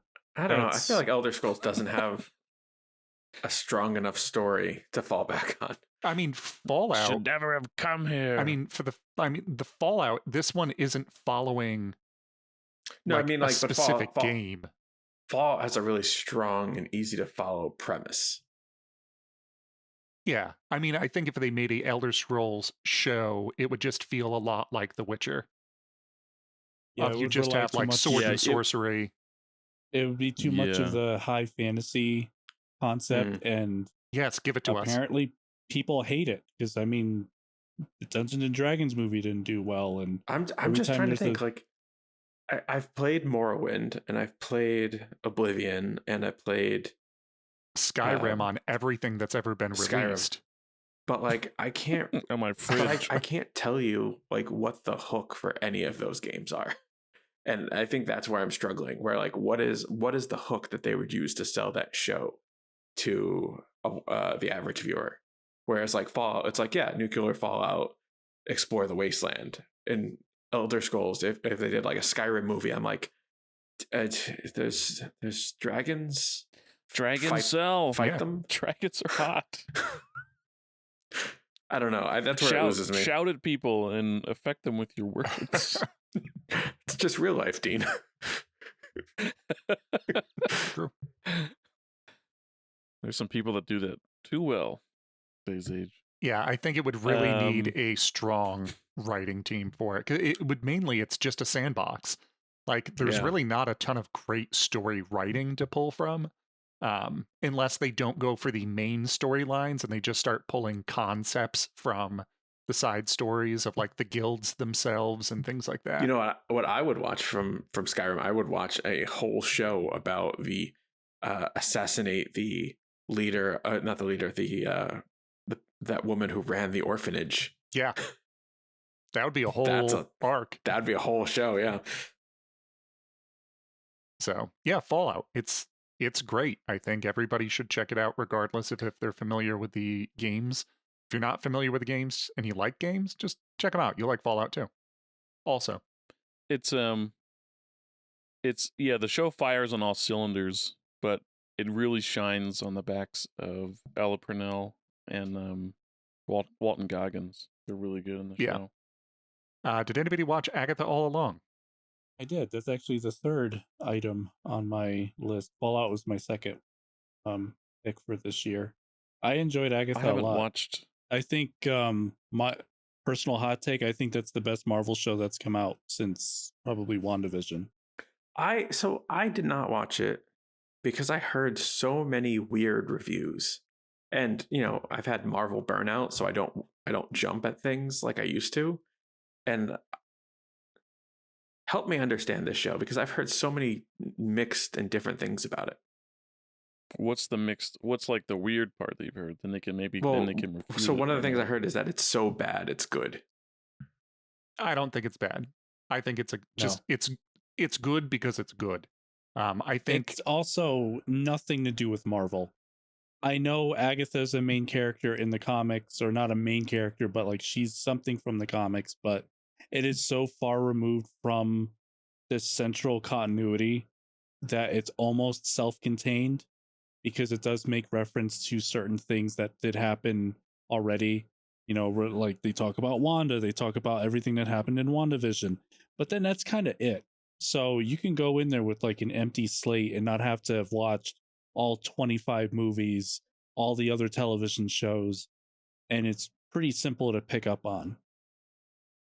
Kind of sounds like the route Andor took Yeah. to an extent. I mean, when you have such a massive universe, sometimes it's easier to just, let's start from scratch. Let's not try to do anything to kind of it's like the problem Box with themselves into something. yeah, and it's like the case with like Batman movies. Every single time a new one comes out, like, do we have to go down the alley with Martha and Thomas Wayne? Do we have to see the pearls fall to the ground? Like, I'm done with this. I don't want to constantly have to rehash old material that people should know or just let's do something different. Let's move on. And Agatha was a lot faster to kind of get into it, and just the style of how it was written, and thought the characters were pretty well done. It was just a refreshing take on something, especially from someone that also has the pretty severe Marvel burnout. Yeah. I had fallen off for a bit with some of the shows just because I didn't care for Secret Invasion and I started kind of wearing down on all of it. And this one was still fun. There's a lot of cool things to look forward to as a comic fan in it. Um, it's going to end up leading into a lot of big stuff because, like, this leads into, I think Vision has Vision Quest or something like that. That's going to be a new show. It's gonna, yeah, they setting this up to be like a trilogy, and Vision is gonna should be the one to like wrap it up. Yeah, like it's definitely leading into something like a Young Avengers. I don't know what iteration of it they'll probably end up doing, but it's definitely leading in that direction. So, as Nick said, this in itself is pretty self-contained of only really having to watch like a show and maybe a movie to kind of get a good understanding. But it's definitely going to end up being required viewing for other stuff down the road. Mm. Shit. I don't think I've watched the Marvel television show since I didn't finish Moon Knight. I feel this is probably the most fun show that's come out in a while. Secret Invasion, I couldn't get past the first episode. Loki, I couldn't get past the second. I know Captain Falcon, like the Falcon and the Winter Soldier, was like hit or miss with people. I liked it, but I can see how slow it could be for people. And this one was just, it's pretty. It was one of the few shows, and I don't mean Marvel, but just show in general, where I was looking forward to next week. And I was getting frustrated, like, like my biggest gripe with Disney content currently now, and that's Star Wars, everything of theirs, when they make a television show, they don't make the typical television show of we're going to make 10 episodes and then that's our season. They film like 8 hours of content and then they break it up however they see fit. That I don't agree with. Oh, it's like a mini series movie rather than. Well, then we end up with all these weird like there was one night we were going to watch I think it was an episode of Agatha All Along, but we were going to sit down and just like, oh, we'll watch this before I have to go record. And then it's okay, well, one is 26 minutes, the next one is 59 minutes. And like, wait a second. Yeah. I'm like, I can't plan for this. The Star Wars shows suffer from that greatly, and Marvel does the same thing every time one of theirs pops up, and it's just so damn frustrating. I really don't like that they keep doing that, and I think that's probably one of the few negative things I could say about the show. But now that it's completely out, it doesn't matter. But when you're watching it week to week and you have to wait for the next episode, it's just last week was 45 minutes. This week it's 25. What's going on here? Yeah. It's worth watching. Especially if you like witchy stuff in general. I mean, it fits in with the Halloween aesthetic and witches and the road is a bop. I was actually going to go into a transition to the next thing, unless Dean, it sounded like you had something. No, I was also. I only have one show left, but I think everybody has this show. Oh, I was going to say that like I will have to watch that as soon as I finish up my other kind of Halloween-y show, which just wrapped its final season. Not through the final season yet, but most of the way through. Is the show What We Do in the Shadows? Oh yeah, I forgot. Which just wrapped. I think they wrapped their last episode maybe like 2 weeks ago, I want to say. Which is a fantastic show, which is basically if you took a house full of vampires in a real world style documentary series. It's based on a movie of the same name, which starred and was directed by Taika Waititi. And it's great. It's zany. It's so much better than the movie. So much better. What? Yeah. Get out of here. I like them both. I think the show has the advantage where like the characters grow on me more than the original did. Yeah. But I think the original just sold the concept so hard that I was just like, did. I am 100% in. True. But- It would be like having to compare the movie against how do you feel about the characters for only the first 3 episodes of season 1. Mm. And like by the second season, like you're just so invested in the characters. I mean, the show has I'm trying to think of how to encapsulate all of the joy that is Matt Berry, and it's hard. He doesn't miss. He does like, I not heard- miss. No. The reason he does his accent for some lines, like "You are the most devious bastard in New York City," like apparently he does that because on take like 30, he's sick of doing the line, so he just starts doing it his own way to make it funny to him, and it's usually the take that they end up keeping. But yeah, so we have the lovely Matt Berry's in there. Kristen Schaal is in it. Doug Jones is in it. Yeah. As Baron Oh, wait. Afanas, I think. I can't remember how to say his Oh, name. I haven't watched when he came into the show yet. I kind of sorry to interrupt. No, you. it's fine. And Mark Hamill was in it for a couple, yeah, and he was and in I did see one of the that. best the episodes Jackie of the Daytona series. ones. I love Doug Jones in this. He's not in it a ton, but he's in it enough. And Do you see his Yep, face? the Baron character is initially you're like, oh, I don't know, but then when he comes back, it has given me some of the best laughs in the show. Yeah. So good, so good. And I love that we Uh, get Doug Jones getting to play somebody outside of the makeup, and it's just Doug Mhm. Jones. It has tons of cameos. You know, Taika Waititi shows up for a couple of episodes.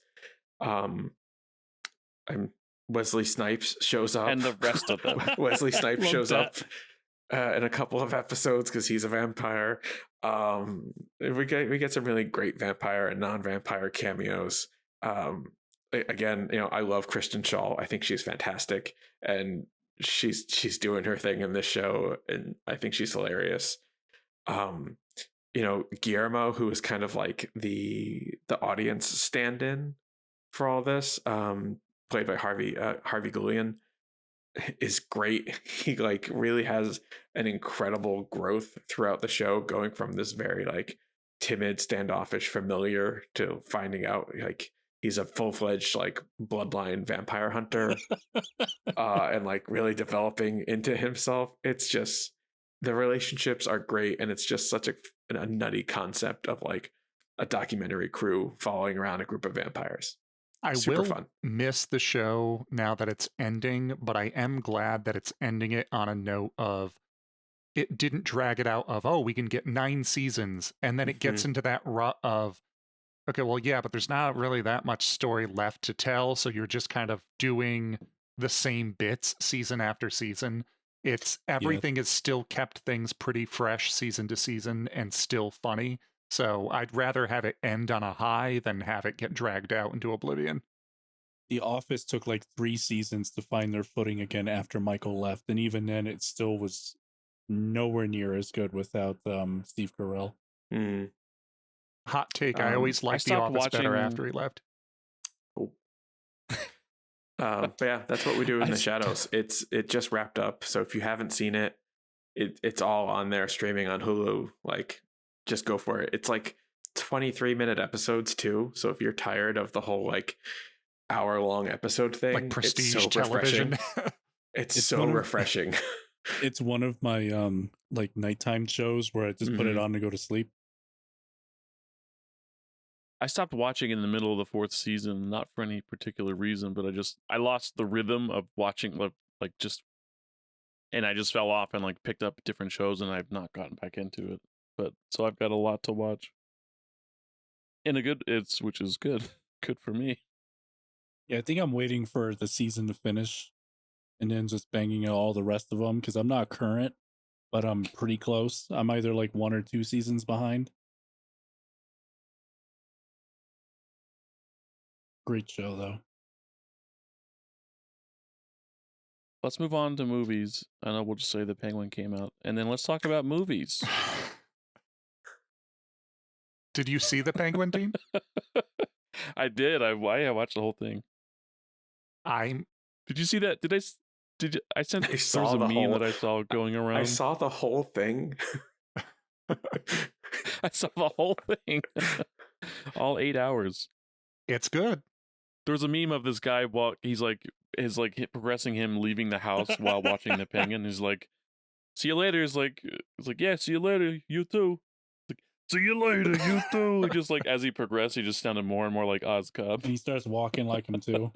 Yeah, the waddle, the clubfoot waddle. Yeah, Yeah, I mean, I'm interested to hear what you guys think. I mean, did you like the Batman? Because I I liked enjoyed the Batman a lot. I did. I didn't finish the Penguin. I'm also 2 or 3 behind.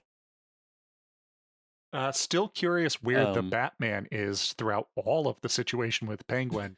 Because it's not like, oh, well, it's low level crime that's happening behind the. No, there's some big newsworthy things that are happening that it's like, Batman, you should be here. I just always wanted thought it was one scene of interesting him like too. somewhere else in like Because Europe. in the He's well, doing a in- Justice League thing right now. Yeah. in year 1 though, isn't it just like the Falcone family and just like the gangster stuff?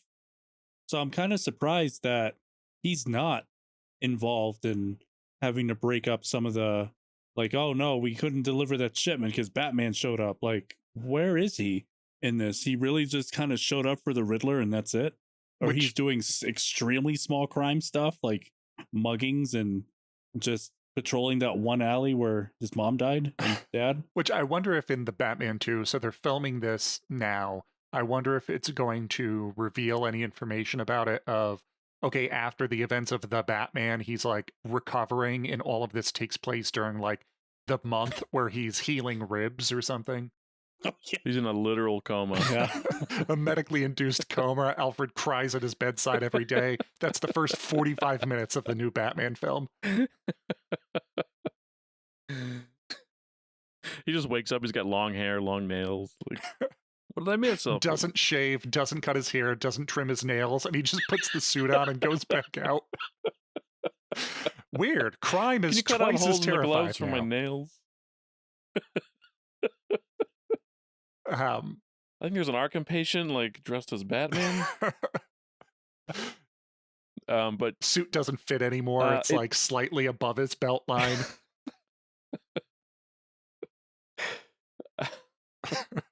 The movie, the show, I'd say the worst thing it has going for it, or it's hard because there is a really it's hard to put your finger on it sometimes, a visual difference between television and cinema.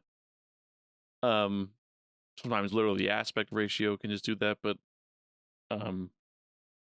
yeah, it looks like a TV show, but it's not in a bad way, but it just doesn't look as moody as the movie. But I don't know, it's not really like a gripe or like this is bad, but it's just a noticeable difference. But everything An else feels observation. like it's still in that world. I don't know if you guys, I know Nick, you read some of the Batman comics, but if anybody hasn't read The Long Halloween and Dark Victory, which was the sequel follow-up to it, if you enjoyed The Penguin, I think you will enjoy those stories a lot. In general, they're really great Batman stories, but it covers a lot of like the Hangmen, and it covers all the Falcones and all of the crime families. I feel it's also Batman like 101.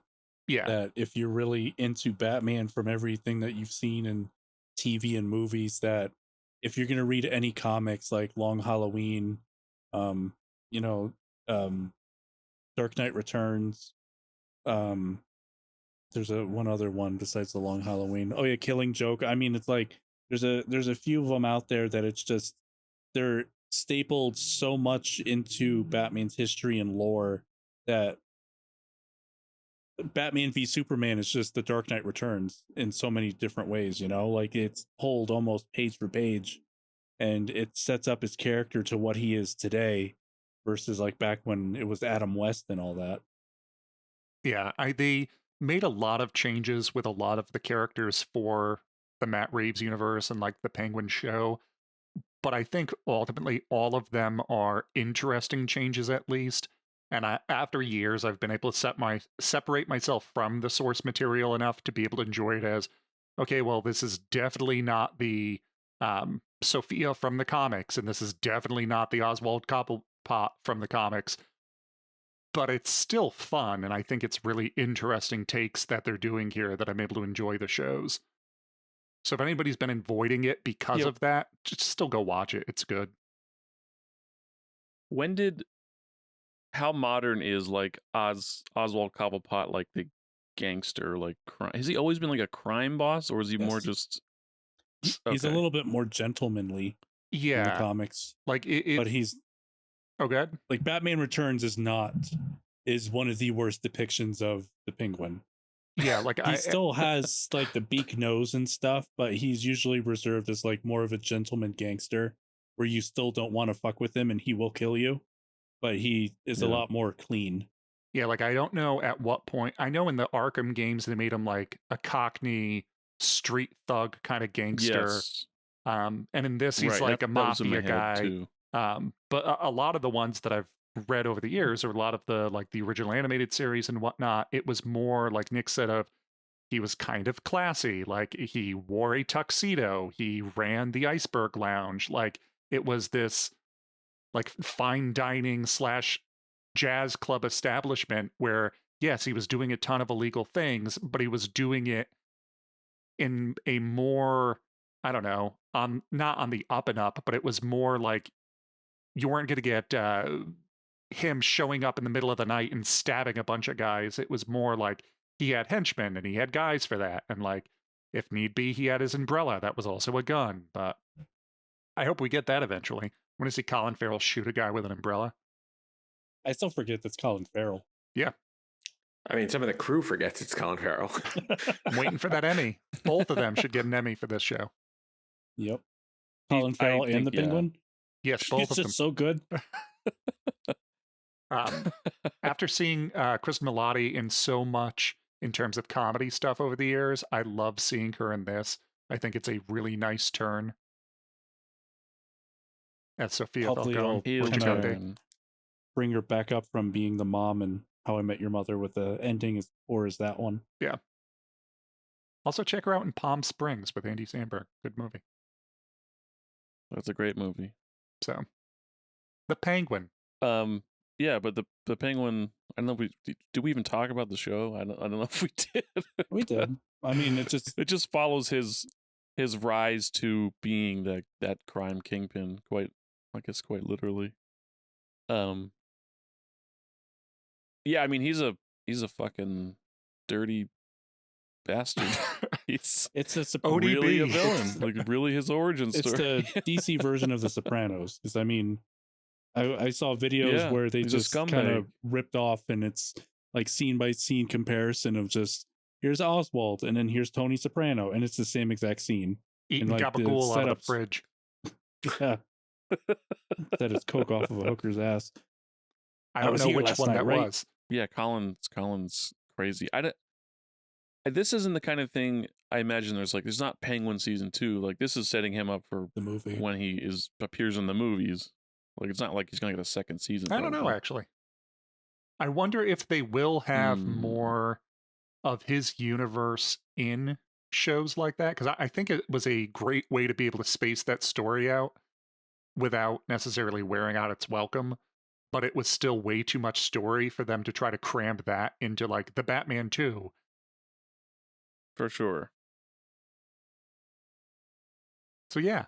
I guess just it depends on how. I know he doesn't kill villains, but when are they going to choose to kill villains? And is this just setting us up so it's more impactful in the movie, and they don't have to get through all that exposition, or will he be more of a mainstay in the?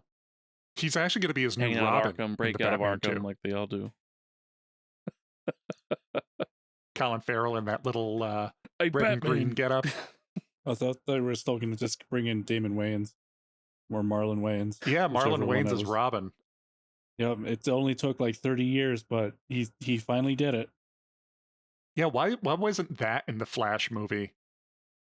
When there were like all these different multiverses, and then it's just, oh, hey, Michael Keaton's back as Batman, and all of a sudden Marlon Wayne shows up as Robin, and you're like, hey, it was gonna be greenlit at one point.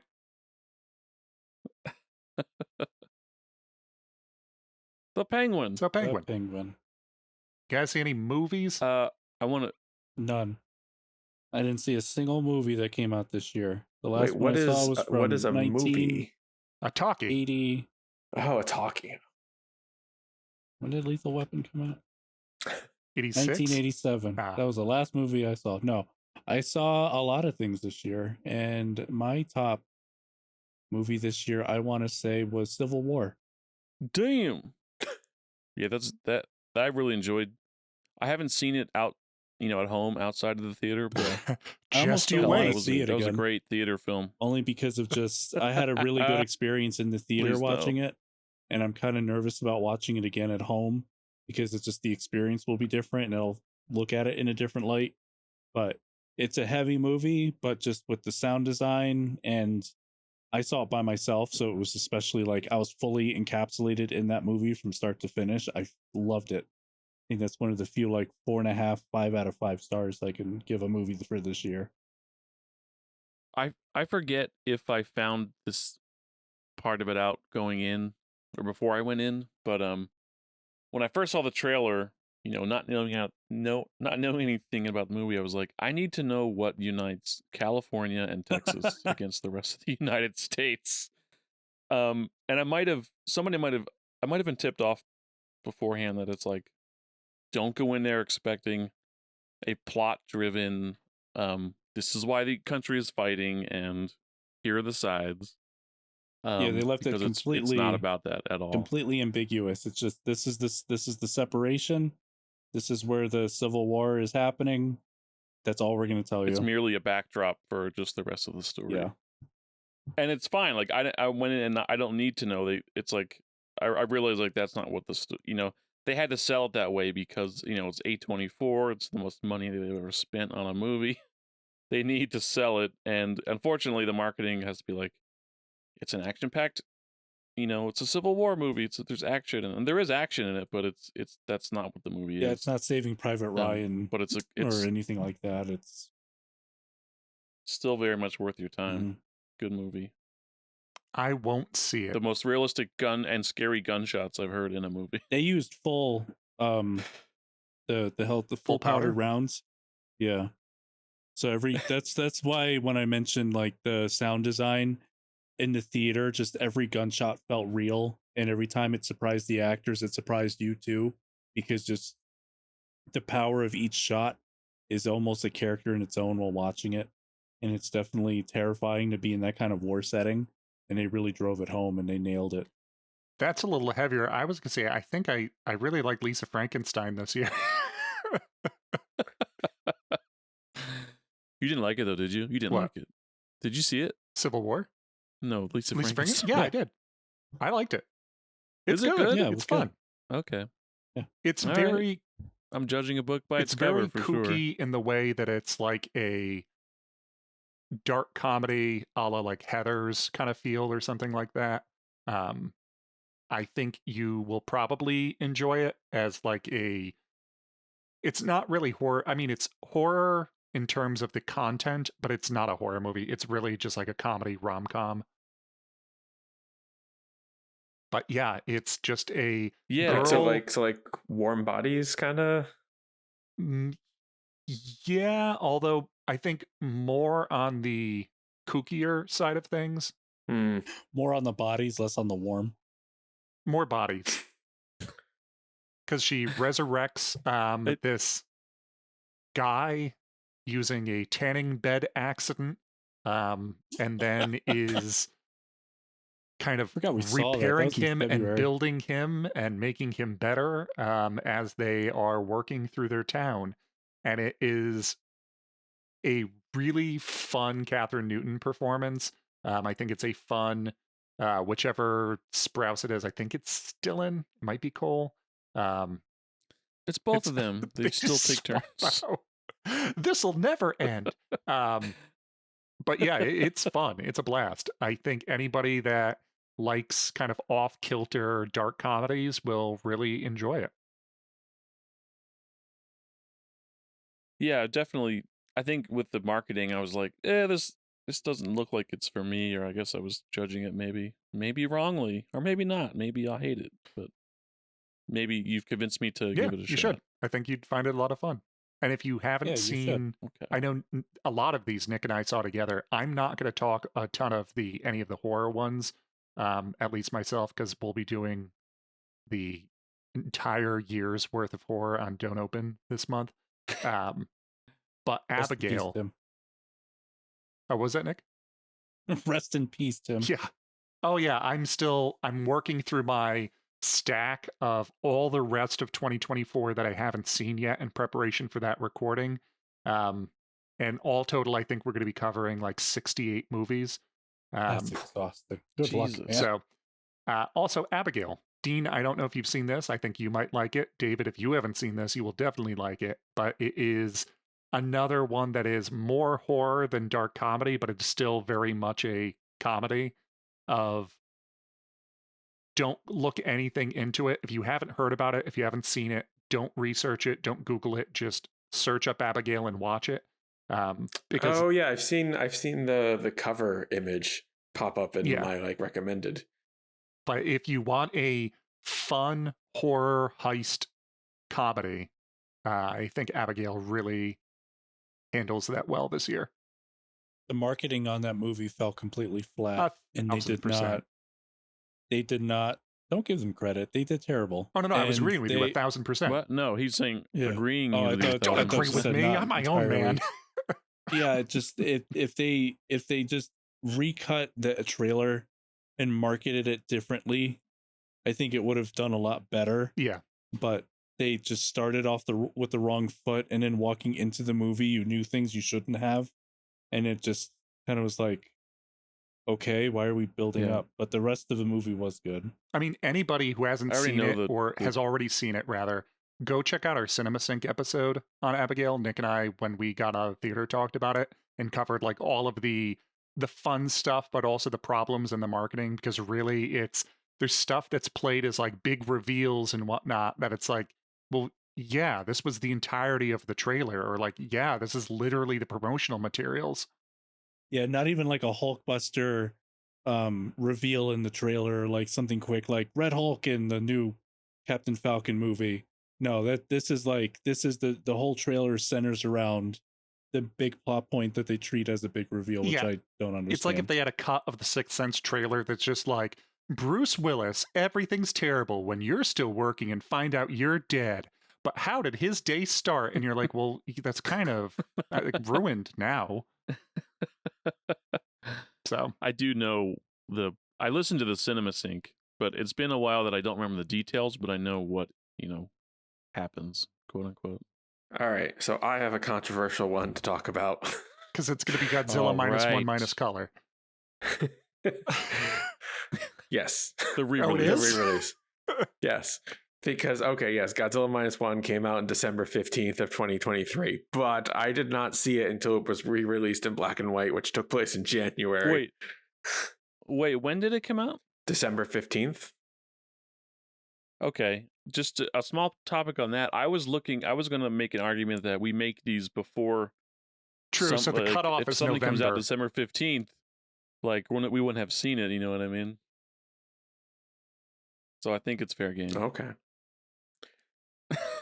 Unless we do a January episode where we round up December and we're like, here's what we also would have added to I don't- the year in review. I don't want to argue it in fear that Godzilla will come and wreak havoc, so I'll allow it. I'll just be quick, and I'll talk only about the black and white one because that was the one that was Thank specifically you. released in I was 2024. gonna also mention that. I don't want you talking about the other version at all. You better not mention anything about how like the color None of the scheme color. and like the color timing and But yeah, so Godzilla Minus One, directed by Takashi Yamazaki, is like Oscar winning. Oscar winning, is a basically in a lot of ways a reimagining of the original Godzilla movie. Like it treats Godzilla and the premise and the parallels it's trying to draw between the Godzilla's destruction of Japan with the fallout of World War II for the Japanese people in such a serious and beautiful way that yes, it's a Godzilla kaiju movie with some incredible cinematography of and effects of like Godzilla's head coming out of the water, chasing a small fishing boat, essentially. Yeah. With these really cool, creepy monster scenes, but is also just this really heartfelt story about the horrible fallout of Japan after World War II, and just like the massive amounts of gaslighting that the Japanese government did to the people living there. That's the whole premise of the original anyway, wasn't it? Yeah. I mean, essentially. I mean, they did it a little differently, but it's still the same, like criticizing the Japanese government. And I think the original went more in the talking about the dangers of nuclear weapons, where this was more about the Japanese government and the treatment of the people. But like, it's the same room. I think the thing that I really loved is the fact that the American ones are fun and all, but you end up having movies that we have human characters that we don't care about, and they're like, okay, give us more Godzilla. And then we have movies where it's more Godzilla, and they're like, okay, but it's okay what we're getting on screen here. This one, I actually have human characters. I was like, I'm fine. If you show me more Godzilla, that's cool. If you show me more of their story, I'm fine with that too. Like, I'm on board. Like, this is a great, like, drama adventure film. Like, it feels very Jaws at points when they're on the water. Mm-hmm. Like, the whole thing is, it was my movie of the year last year was Godzilla -1. And Godzilla -1 minus color would be in the top 3 for this year continuing. I think it was better than the color one, honestly. And it Mhm. sounds stupid to say that, but the special effects was incredible. Yeah. But removing the color palette made it that much better. That if it was... It works in the believability factor. Yes, if minus color was the original and then colorizing it was the hey, we did something special, here's the movie with the color restored into the film itself, it would have been 1 2, like just like that, like minus color and then with color being like in terms of which one was better. Yeah, I saw it as minus color first, and then when so I went to the theaters when it came out in minus color, and then I saw the color version when it came out on Netflix, and I was like, oh cool, color. I'm like, cool, but on my future rewatches I'm always going to go back to the minus color. It's so much more dramatic. Like the darks in it are super rich and like really kind of, I think, add some menace, especially in the opening sequence. Like they have this whole opening sequence that takes place on an airfield at night, and it's the first glimpse of like a younger Godzilla before he's fully developed, and I think it's so much more dramatic that way. Well, I think also it really benefited from the fact that it didn't feel like, oh, we just took this movie and we just slapped a black and white filter over it. It was, no, we went back and we reworked things. We kind of re-edited the color itself to give it all that, like the richer, darker coloring and like all of the contrasts and things like that. So it really makes it pop more in that version. I'm waiting for 2025 when they do Godzilla minus sound plus some color for the next edition. The cards that come up between every shot that says roar. Yeah. That's in color. Only the sound cues. But yeah, it's gonna be Godzilla.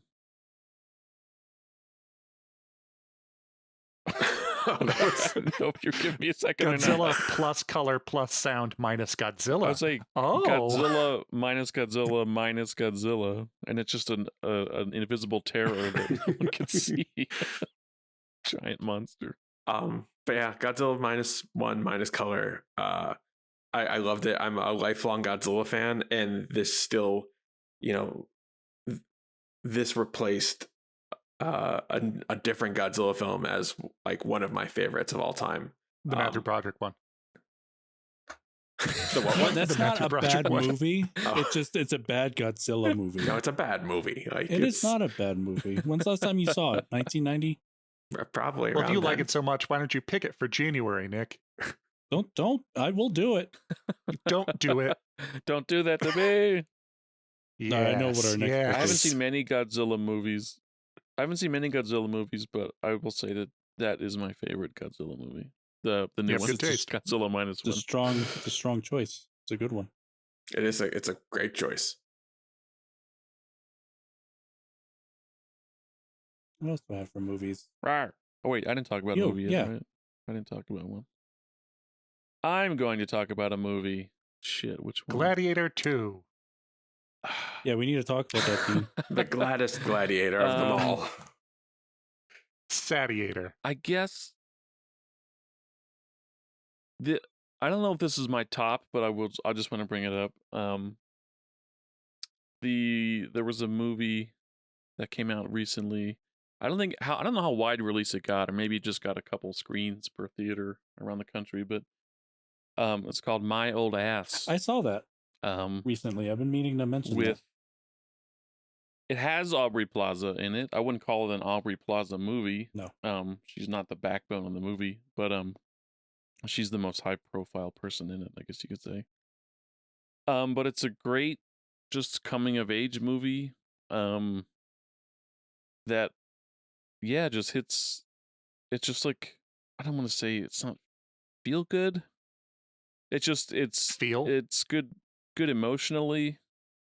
It's just a good story. Oh, I mean, it really lives and dies on the performance and the writing, and the lead actress, I forget her name, but she does a great job. It's very, I think I've likened it to like Linklater in that it's like there's a plot, so to speak, but it's also very just like scene driven and like character driven, and the conversations feel very natural. Like it's one of those movies where you don't think that there's words written on a page. You just feel like these are people talking, and it's very engaging, and it's funny, and it's sweet, and just one of those just like rock solid coming of age movies. It was pretty well. That I recommend. Pretty well made. I guess the ending about halfway through, but I don't usually do that. And then when it happened, I was like, "Oh shit!" Yeah, I think that beat is. It's kind of like there's something hinted at, and it's like, what else? How many things what can be the issue here? Yeah. But the rest of it doesn't take away from the impact of it. The rest of it was good. Aubrey Plaza being more of a supporting character through it. You told me that in advance, and I enjoyed her on screen more because of it, because I just knew like I'm not going to see her often, so whenever she was on screen, just kind of enjoy it while it lasts, sort of thing. And it did enhance the experience quite a bit. She kind of like it feels funny to say, like, it's like they're playing themselves, but not that we know what Aubrey Plaza is like in real life, but she gives us maybe some good ideas. But it really just feels like it's just a naturalistic performance from her. It's not over the top in that her and like that. I mean, I guess April from Parks and Rec is what really blew up her character. Like, people like think that's Aubrey Plaza, like this like sarcastic like mean quote unquote person. But yeah, she I don't know where I was going with that, but she's good in the movie. She's funny. See it. Do it. God damn it. Support independent film. Yeah. It really does feel like one of those indie films that we would have seen around like the mid 2000s, of like very character based. You have like one famous person or like one main famous star who is part of all the promotional material, and then they're actually in it a short amount of time just to give it some kind of gravitas in the marketing. That's what it felt like.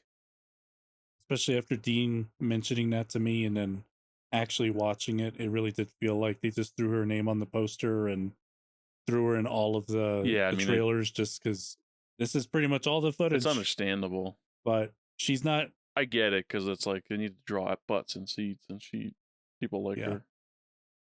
She has an audience, I guess you could say. And they're trying to get those people in. So I have a bunch of movies. I can just rattle the names off, and you guys can just say, stop, you want to talk? Yes. No. Pass. I Roadhouse like remake. that one. Oh yeah, that was good. Boo. I enjoyed it. It's fun. I still It's love fine. the original Roadhouse. I think it's not a replacement. I think it's just a fun other movie that is I like very that Roadhouse-esque. it didn't try to be the original. And I Yeah. appreciated that so much more as a remake, reboot, whatever that you would call that. Or like requel, I think they're calling it now. Yeah. If anybody out there has been avoiding watching Roadhouse because they're like, it didn't need a remake, you can watch it and still enjoy it. They change enough of the beats and things like that it's completely its own movie, and it still ends up just being a fun, funny action film Mhm. overall. Plus, I love Jake Gyllenhaal, so that was terrific. I think my biggest gripe with it is somehow they allowed Post Malone's agent to sell him as a back alley fighter. I don't like that. I didn't believe that. But they did make him scared enough to not fight. Oh, he's got so many tattoos on his Jake face. He's Gyllenhaal. got to be like some kind of hoodlum. Only a hoodlum would have tattoos there. No offense to him, but it's just funny. It's like you see him shirtless in the arena, you're like, he's a fighter. Also, every time I see him, all I can do is like picture him on like playing games of like Commander on YouTube. Yeah, Where it's just like Didn't he buy the One Ring card? he did. So I saw him on I'm trying to Tolarian Community College, I think is the name of the YouTube channel that does a whole bunch of Magic the Gathering content. So I saw him on that playing Commander before I ever heard a song by him. So I saw him on Ghost Hunters. I had no idea who it was. I'm like, oh, this guy's pretty good. Oh, he's a guest. Oh, he's a celebrity. Well, never mind then. What has his career been? Has anybody seen the Mean Girls film? Negative. Is anybody musical fans here other than me? Is that the one? I do like them, but I It's a I fun like musical. Wonka. there just aren't a lot of them.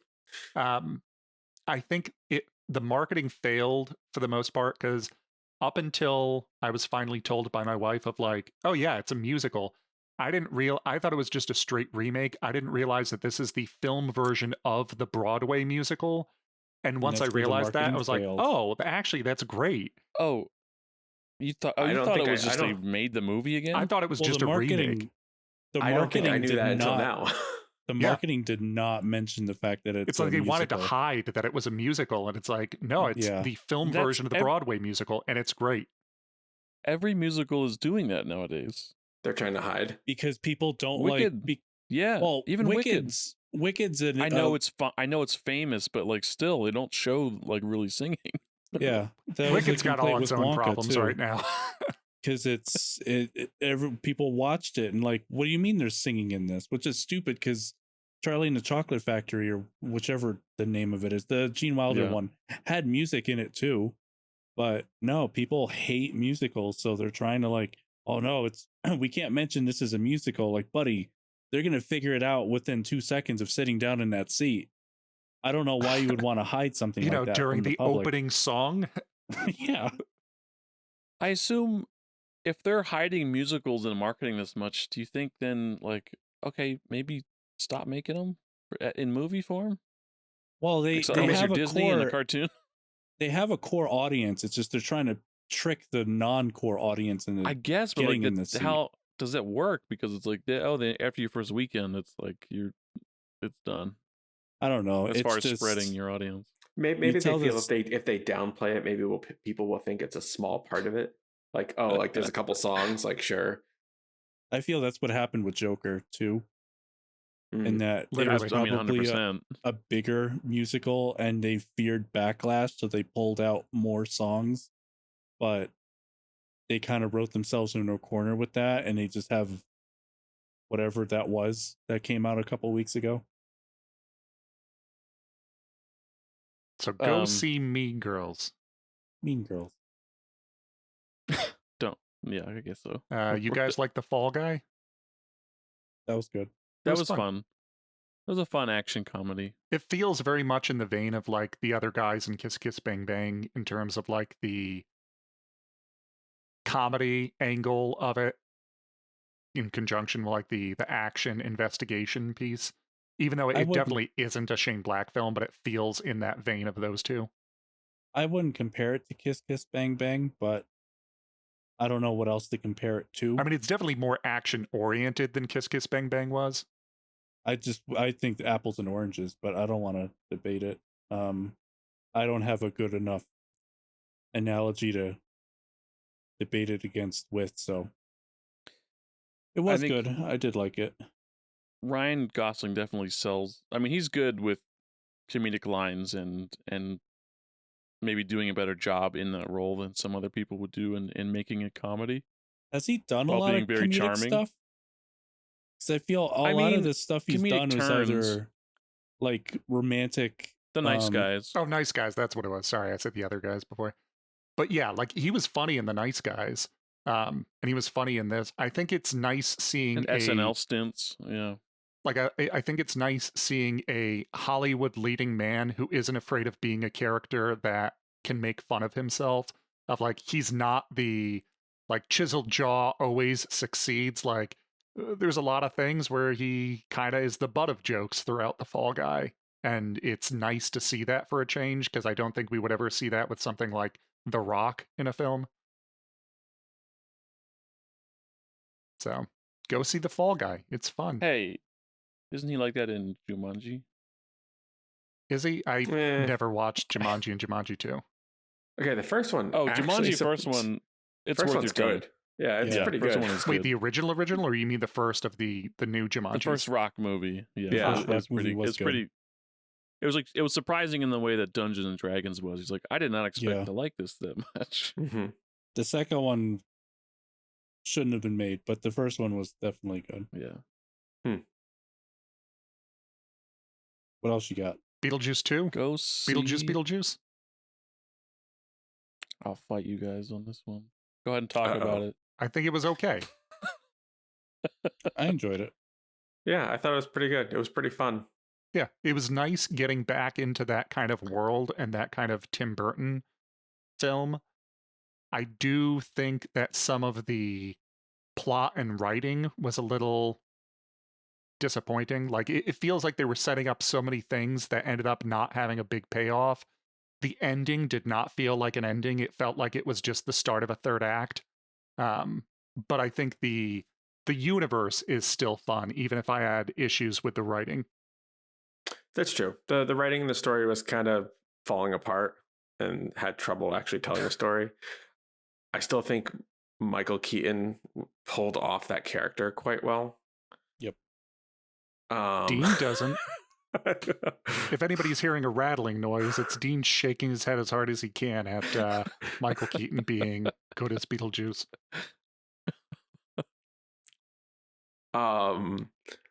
I thought it was fun seeing him in that role again. I think it was fun seeing some of the advancement of the story. I think some things didn't play super well. I would have liked to have seen more. I'd like to see more Catherine O'Hara just in general. Yeah. Catherine O'Hara's good. And unfortunately, I thought the way that they did her story wasn't the best. I didn't. Yeah. I think my other problem is while there was the content of the first movie of dealing with Gina Davis and Alec Baldwin, like they end up dying and it's like it's unfulfilled and they're stuck in a house, but it never really plays it as like a really sad situation. It's kind of like they understand it, it's disappointing, they're moving on.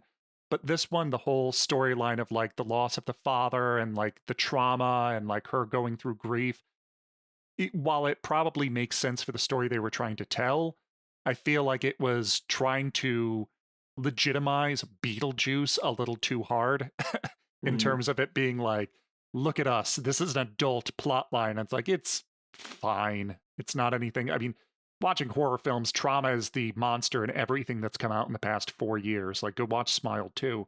But like, it didn't fit as well in this movie as it did with the original Beetlejuice for me.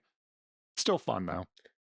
Yeah, I totally didn't agree. think any of that. I just popcorn movie and enjoyed I mean, the I think at the end time of I the was there. day, I agree with that. Like, I thought it was just fun. Yeah. The story was kind of all over the place. I thought William Dafoe was just kind of I don't agree with goofy, any but of I that. Let enjoyed it him on rip, screen. Dean. So one of the things that we did talk about in the chat, which I don't know if we're actually going to do, but I jokingly mentioned on how we have a new thing called the Dean's List. And I guess on the top of that list will be Beetlejuice, because Beetlejuice is definitely up there. this is a list of movies that we didn't like this year. And just to encompass everything, I wanted to just throw everything in there too. I don't think Michael Keaton, if you go in expecting he's going to do the exact same thing he can do from the first movie, you're going to be really disappointed. And I didn't expect him to be able to, but I was still disappointed.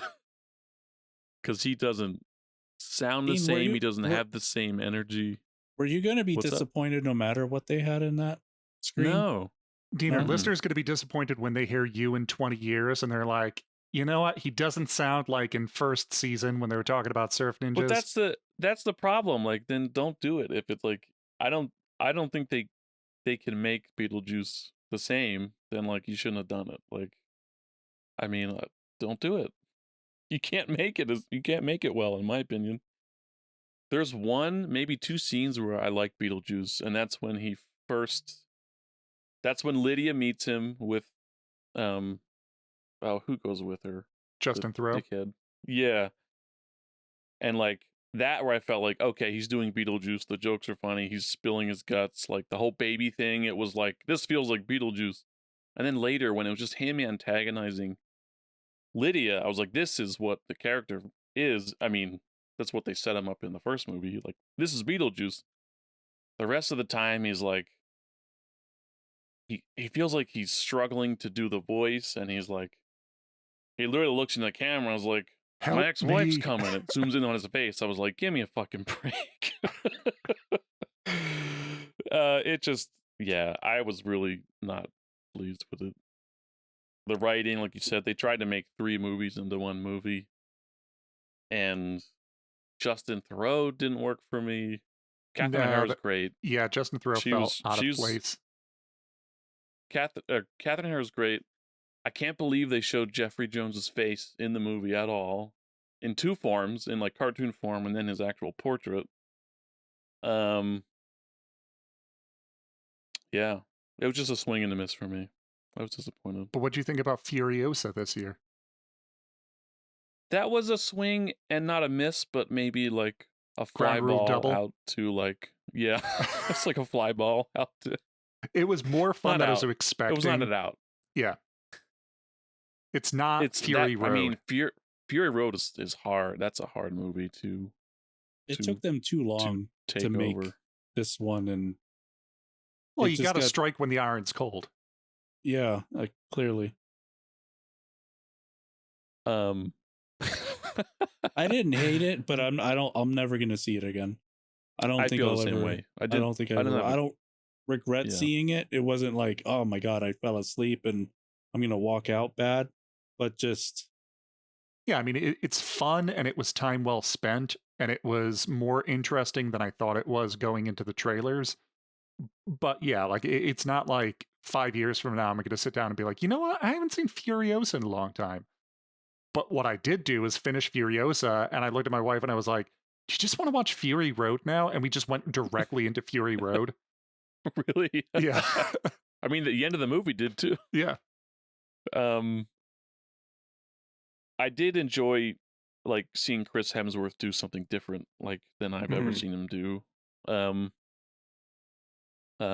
I thought he did a good job, I guess, to put it. He did. I mean, I don't remember a lot of the points that I would have brought up during the summer when it came out, but yeah, I give it a solid 5 because I appreciated his performance more than I expected.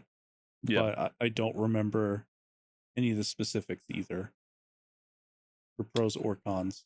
Yeah, I mean, I wasn't like chomping at the bit to go see this. My favorite thing about the Furiosa character was Charlize Theron's portrayal of it. So when I found out they replaced her for the prequel, which I guess makes some sense, I was like, I don't know. Like, I liked her performance. That's what made me fall in love with the Well, I mean, character. especially do a prequel like 10 years later. They'd have to de-age Yeah. her to all hell. But I was kind of like sad about that, so I kind of went into the movie a little Sad. biased. Yeah.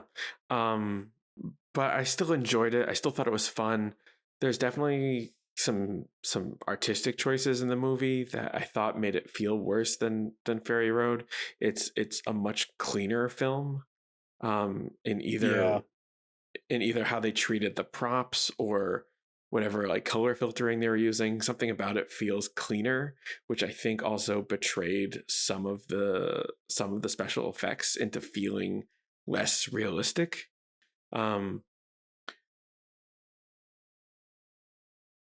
But yeah, I mean, it's funny. It still feels like a Mad Max movie, even though Max isn't in it. Because I Yeah. mean, Max has He was in it. for a while. He's been like a side character. Like Isn't it's he just in it like for- Mad Max shows up and things happen to him. For, like, Blink and You Miss It cameo. Yeah, they show like from behind, waist down. Yeah. Was he like pissing or something? Or what is his cameo? I don't remember. He's like There's, like, standing. I He's don't like really standing. remember. He's Or like something. yeah, he's like standing next to the car on a cliff. Yeah. Yeah, and it's just, it's because it's a super wide shot, Yeah, and she's like going through the wasteland back wherever in her car or something. Yeah, it's reminiscent of that actual shot from the first movie where it's like he's like pissing and like steps on the lizard or whatever. yeah. You guys want to talk about my favorite bad movie this year? You have a Twisters. favorite bad movie? Oh boy, that was a. I mean, it was Drop Dead faithful to Fred. being a bad movie. I don't think Again. the writing was good at all. I think it is one of my favorite theater experiences this year of just sitting there and just laughing at like, show me a tornado. Let's do this. I went into it thinking it was going to be a remake. With just instead two it was- tornadoes. Where's Helen Hunt's character? Where's Bill Yeah, Paxton's like character? a full-on remake, and I was like, "How's this going to work without Paxton and Helen?" They changed the red truck completely. He doesn't do roadhoused it. this. Yeah, they reversed the whole bad guy situation where it's like, oh, she's working for the bad guys. Yeah. I like Twisters, but I knew it's not a great movie, but it's even rewatching Twister, it's not a good movie either. It's just true, fun it's not. popcorn. I mean, Twisters, I had Don't a lot tell of my fun wife that I'm that. probably going to throw it on like next summer of just sit down and be like, yeah, I'll just watch Twisters again. This is great. Yeah, wasn't good. Fun to watch though. Like I saw it with like a group, and it was pretty fun. Am I the only one, or did anybody else see the Transformers animated film? I think you saw it. Just you. Did you? I would did you I would like recommend it. Like that's another surprise, I guess, going into it. I feel that one was also a product of bad marketing because they treated it like it's supposed to be a 2-hour pilot for a show that they're going to be releasing. I mean, when I heard And- about it, I thought it was like, oh, it's going to be a show coming to Netflix. And then it's like, Yeah. no, it's a movie that's in theaters right now. I was like, oh, is it? So the marketing fucked up. I guess I don't know. No, it didn't. Sorry, I know somebody in marketing there. I'm just marketing. Never didn't mind. fuck up. Marketing's great. I think good marketing is great. It does its job. It does a fairly good job of setting up Megatron, because this is like, hey, it's Megatron, Megatron and is Optimus good. Prime used to be friends before they were Transformers. It's like freaking Lion King. What's your name? Scar. Oh, okay. What's your name? Wait, before you don't have a Scar yet. I know. You know his name is Trash in Swahili. His original name, I think. Really? That's what it translates to. Whereas like his brother Mufasa means king. Like, wow, clearly tell who the favorite was here. But just like, oh, here's Optimus Prime, the goodest sounding name a good guy could have. What about you, Megatron? Spoiler alert. Those are not their names at the beginning of the movie. Oh, really? So It's Chad and they're not. Jeff. Name's Jeff. They do have these other names. I forget what they are, but it's not. They don't. That's a funny point, but that's maybe they thought of that and they avoided it. So. Yeah, but is there any dialogue exchange where Megatron says something like, "What would you be without me?" and then Optimus Prime is like, "Time to find out"? No, I don't think so. Oh, okay. What is that? What is that? It's in one of the other reference to? Transformer movies, I think.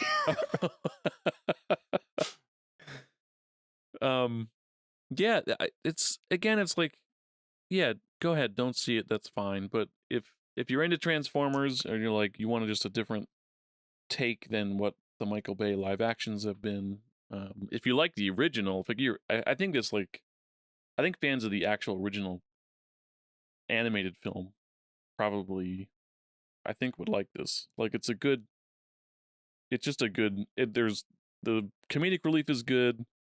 It's good writing. It's not just a kiddie movie. Again, it's like it's not hitting X-Men 97 levels of themes, but it's not like just childish action. So Yeah. By the time I pretty good. realized it was already out of theaters, I've been meaning to watch it once it comes like available for streaming or something. Like I'm not going to spend $30, but I want to see it still. No. So Yeah, I'll let you know how it is. Yeah, I think it's definitely not a waste of time. I don't think. If it is, I'm sorry, but I didn't think it was a waste of time. Did anyone think Alien Romulus was a waste of time this year? As you can see the movie poster for it on my screen. Nick, our No, I don't think it resident was a waste of alien time. guy, did you enjoy it? Yeah, it was good. Yeah, me too. I enjoyed it a lot.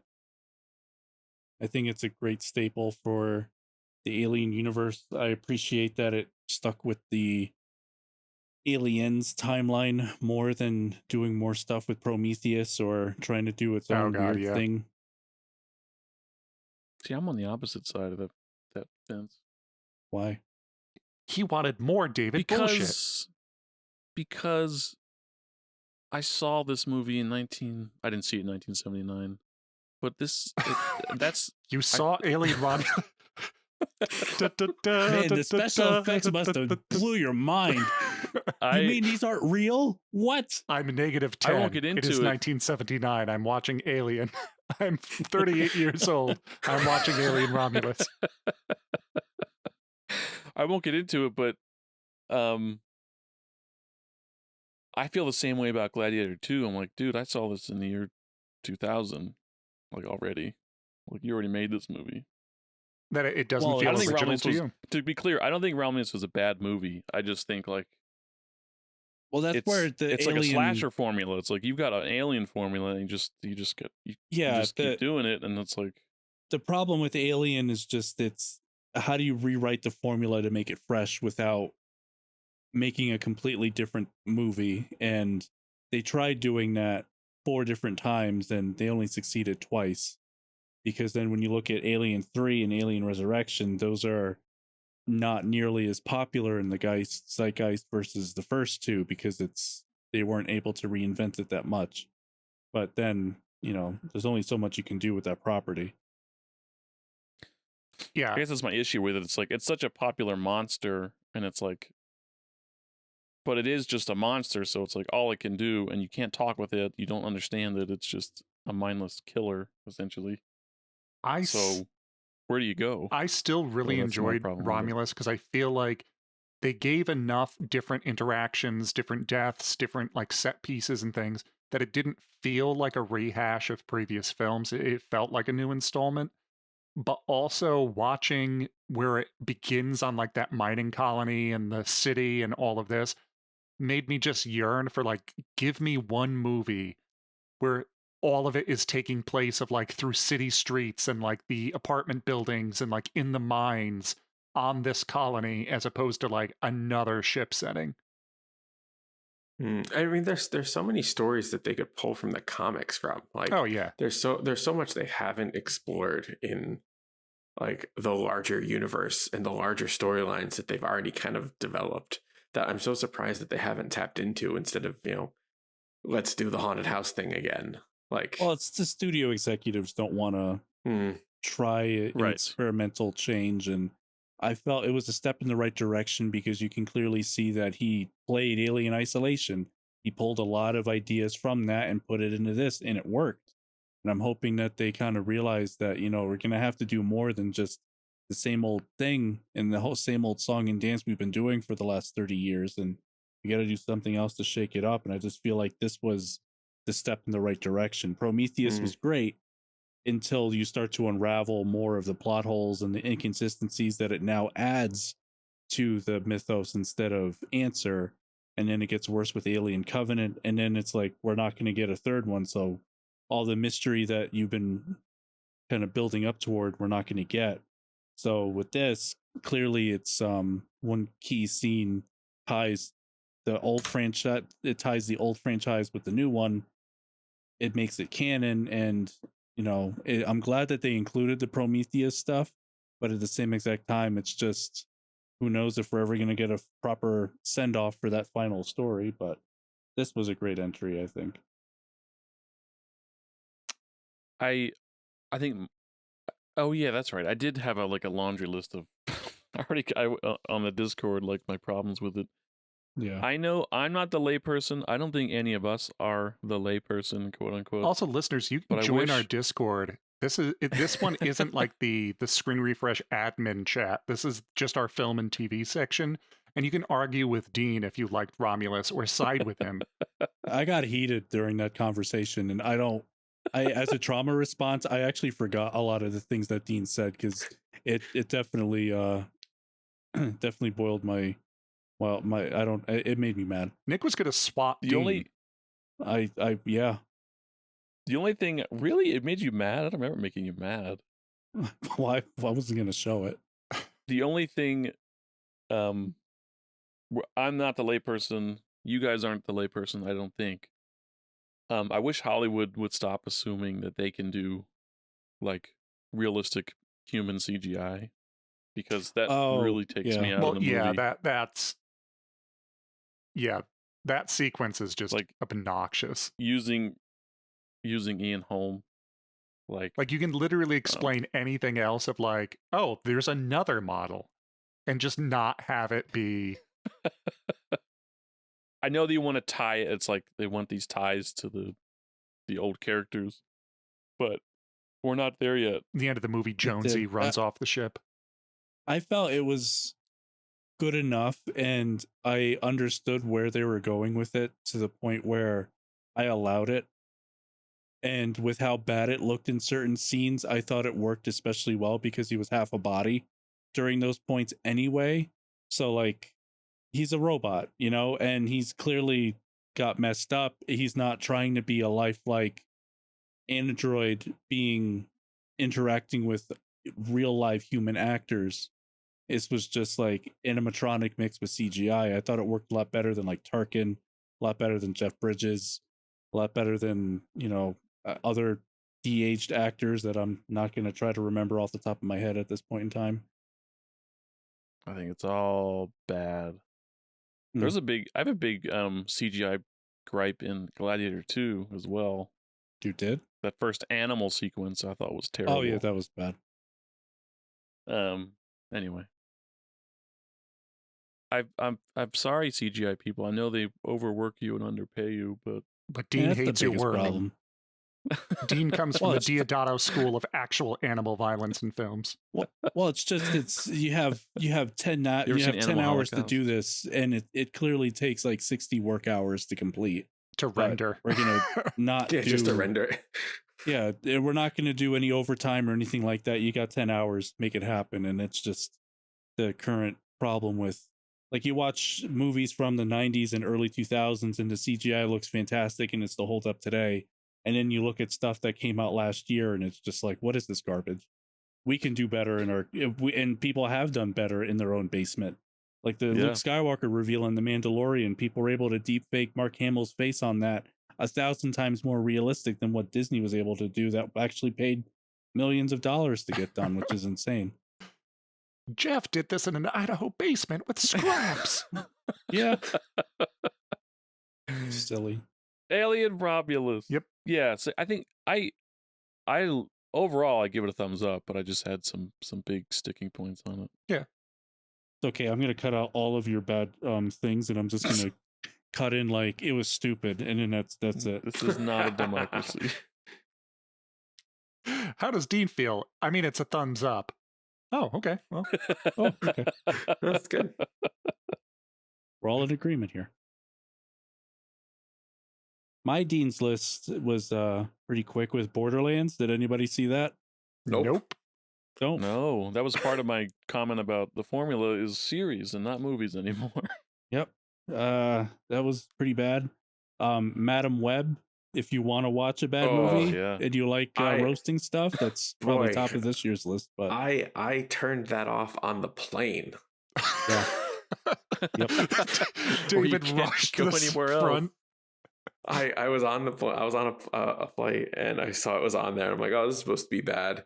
And I was like, how long's the flight? I'm like, an hour and 15. How long's the movie? Hour 45. And I'm like, yeah, I'm fine with that. You have to shut this off, sir. This is the in-flight film for everyone. Shut it off. Shut it I'm gonna off. open the door. I've boy, got that I was- want to hijack this plane. Boy, that was bad. Can you imagine hijacking it with Madam Web? Just a DVD copy. Pilots run out screaming, jumping out the window, the doors. I'm gonna make you watch it. Then last movie I have is Don't Let Go. Did not like it. Never let go. Oh, was that Never the let go. Halle Berry Yeah. rope movie? Yep. Didn't know what it wanted to be the whole time, and then just I disagree completely. fell flat. I'll Nope. talk about it on Don't Boom. Open, but that's one of my top 3 for the year. Really? Let's No, fight. no, We didn't like it. no. I give it like a 1.5. Yeah, that was terrible. And just it had the bones for a really well set up movie, but the writing was just all over the place. And the only thing it had it going for it was like you had an Oscar winning actress and two really good guys, two like young men that were acting their asses off with the worst script that could have been conjured up from AI generated nonsense. It asked a lot was of bad. fun questions with no good answers, even though like I did like some of the creature stuff on the back end, but for the most part it's just like yeah. Oh, there's creature stuff. Can you just spoil it? Like what's just spoil it? Cut it out if you want. I'm not gonna watch it. I don't know because the movie leaves it ambiguous don't that know. you don't know if it really is just like Mama says that if we don't let go of the rope, we'll be safe. And if we let go of the rope, bad things will hurt us. And for the first half of the movie, everyone's fed, everyone is fine, everyone's healthy. You don't see the crazy shit Halle Berry sees. You only see it when it's the camera's like looking at it from her perspective. And you'll see like, you know, drowned woman climbing up the hill, like crawling her way toward Halle Berry to try to bite her or do something with her. I don't know. And then the like camera will shift to the little boy's perspective and you don't see anything. And it goes back to Halle Berry's and you see like the woman climbing and it's like Halle Berry's freaking out. And then kids are starving. There's no food. It's clear they haven't eaten anything in like weeks, months, who knows. Dementia's probably setting into all the kids. And then one of them starts to see something. And then the other kid is still like, no, I don't believe it. And it keeps tiptoeing between the lines of, is mama crazy or is there really something out there that's spooking them? I see. Gotcha. Well, that answers it. Snakes, Dean. Snakes. Makes? Snakes. Snakes are the answer. The ropes are actually snakes. It was So- actually Anaconda 4, The Hunt for More Money. My Dean's List, Nick, other than what we've mentioned, I actually didn't make a Dean's List. I would just say, as much as you hated The Strangers, go watch The Strangers Chapter 1, the prequel that is essentially a remake that is bad. I'll get right on that. I know how much I'm you hated the first one. Disconnect right now, and I'm gonna watch it right now. Yeah. So I just watched it today for Don't Open. I was like, oh man, this is. Did they still have some guy walk into a silent house screaming his best friend's names out into the open air, turn a corner, and get blasted with a shotgun because the guy didn't hear him? No, but there's another accidental shotgun death for somebody that ends up walking to a house, and then they're like, "Oh my god, we shot the wrong guy." It really feels like a step-by-step remake of The Strangers. The PSA for gun safety. Yeah, but it's going to be a 3-parter, chapter 1, 2, and 3. Who's seeing these fucking movies? Jesus Christ! So I don't know.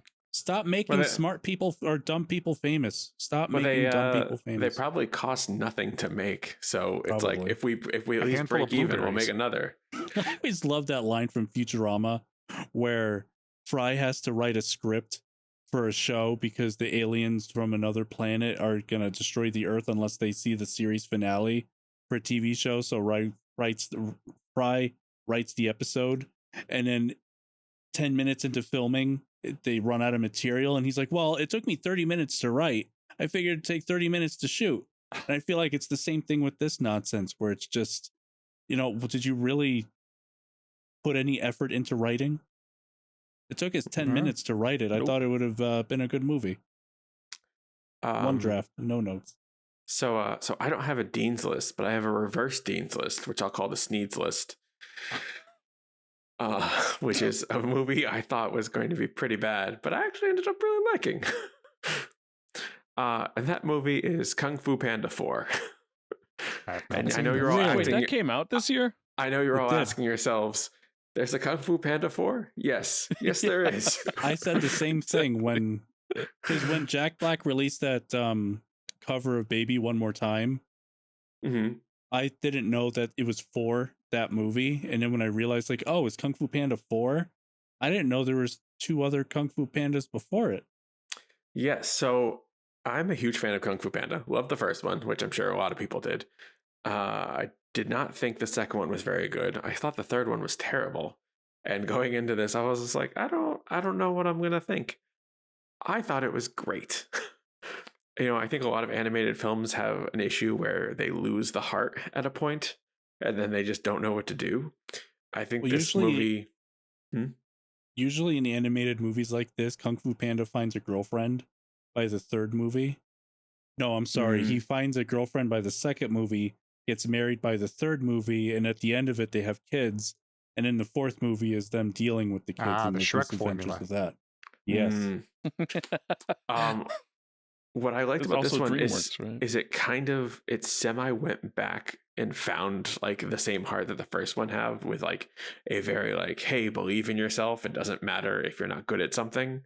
And it like found that again, kind of telling that story in a different way, like through different eyes. I mean, again, Jack Black does Kung Fu Panda well. Dustin Hoffman's back for it. We get a little bit of Ian McShane bringing back Tai Lung, which was the best thing about the first movie.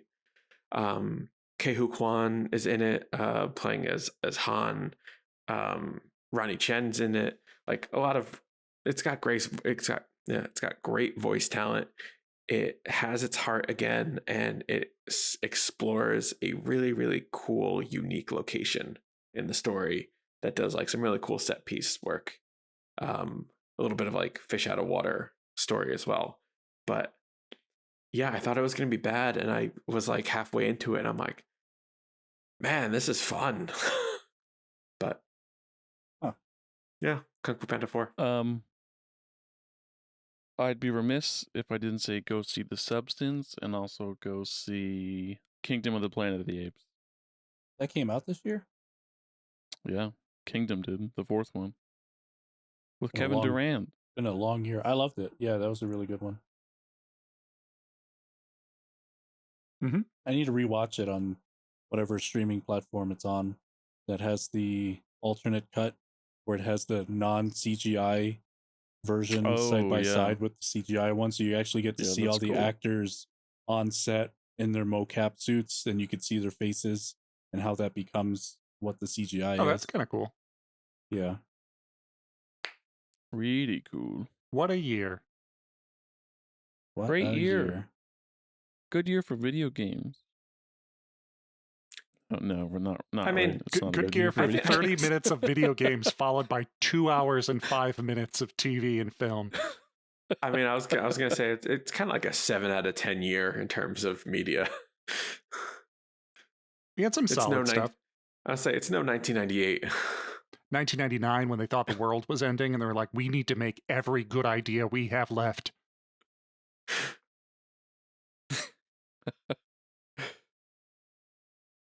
And then 2000, when the world didn't end, and they were like, oh my God, we're alive. I have so many ideas now. Let's not use any of them. And one A of those movie called ideas, Y2K. I was like, one of those ideas was new metal. Don't you dare. Don't you dare. I remember your frosted tips and your ball necklace.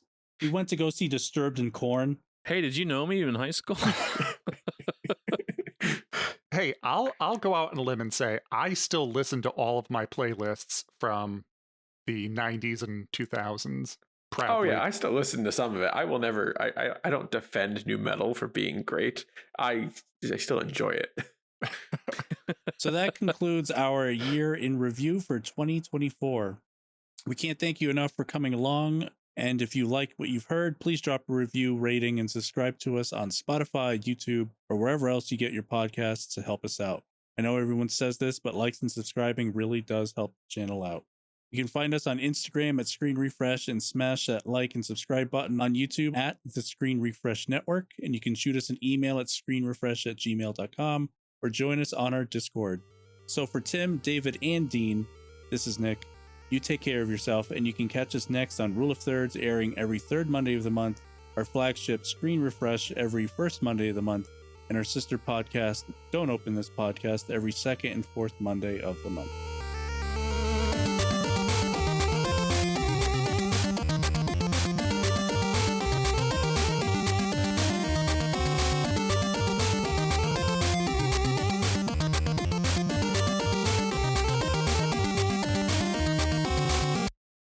Happy New Year. I kind of wish I had one of those like pop things.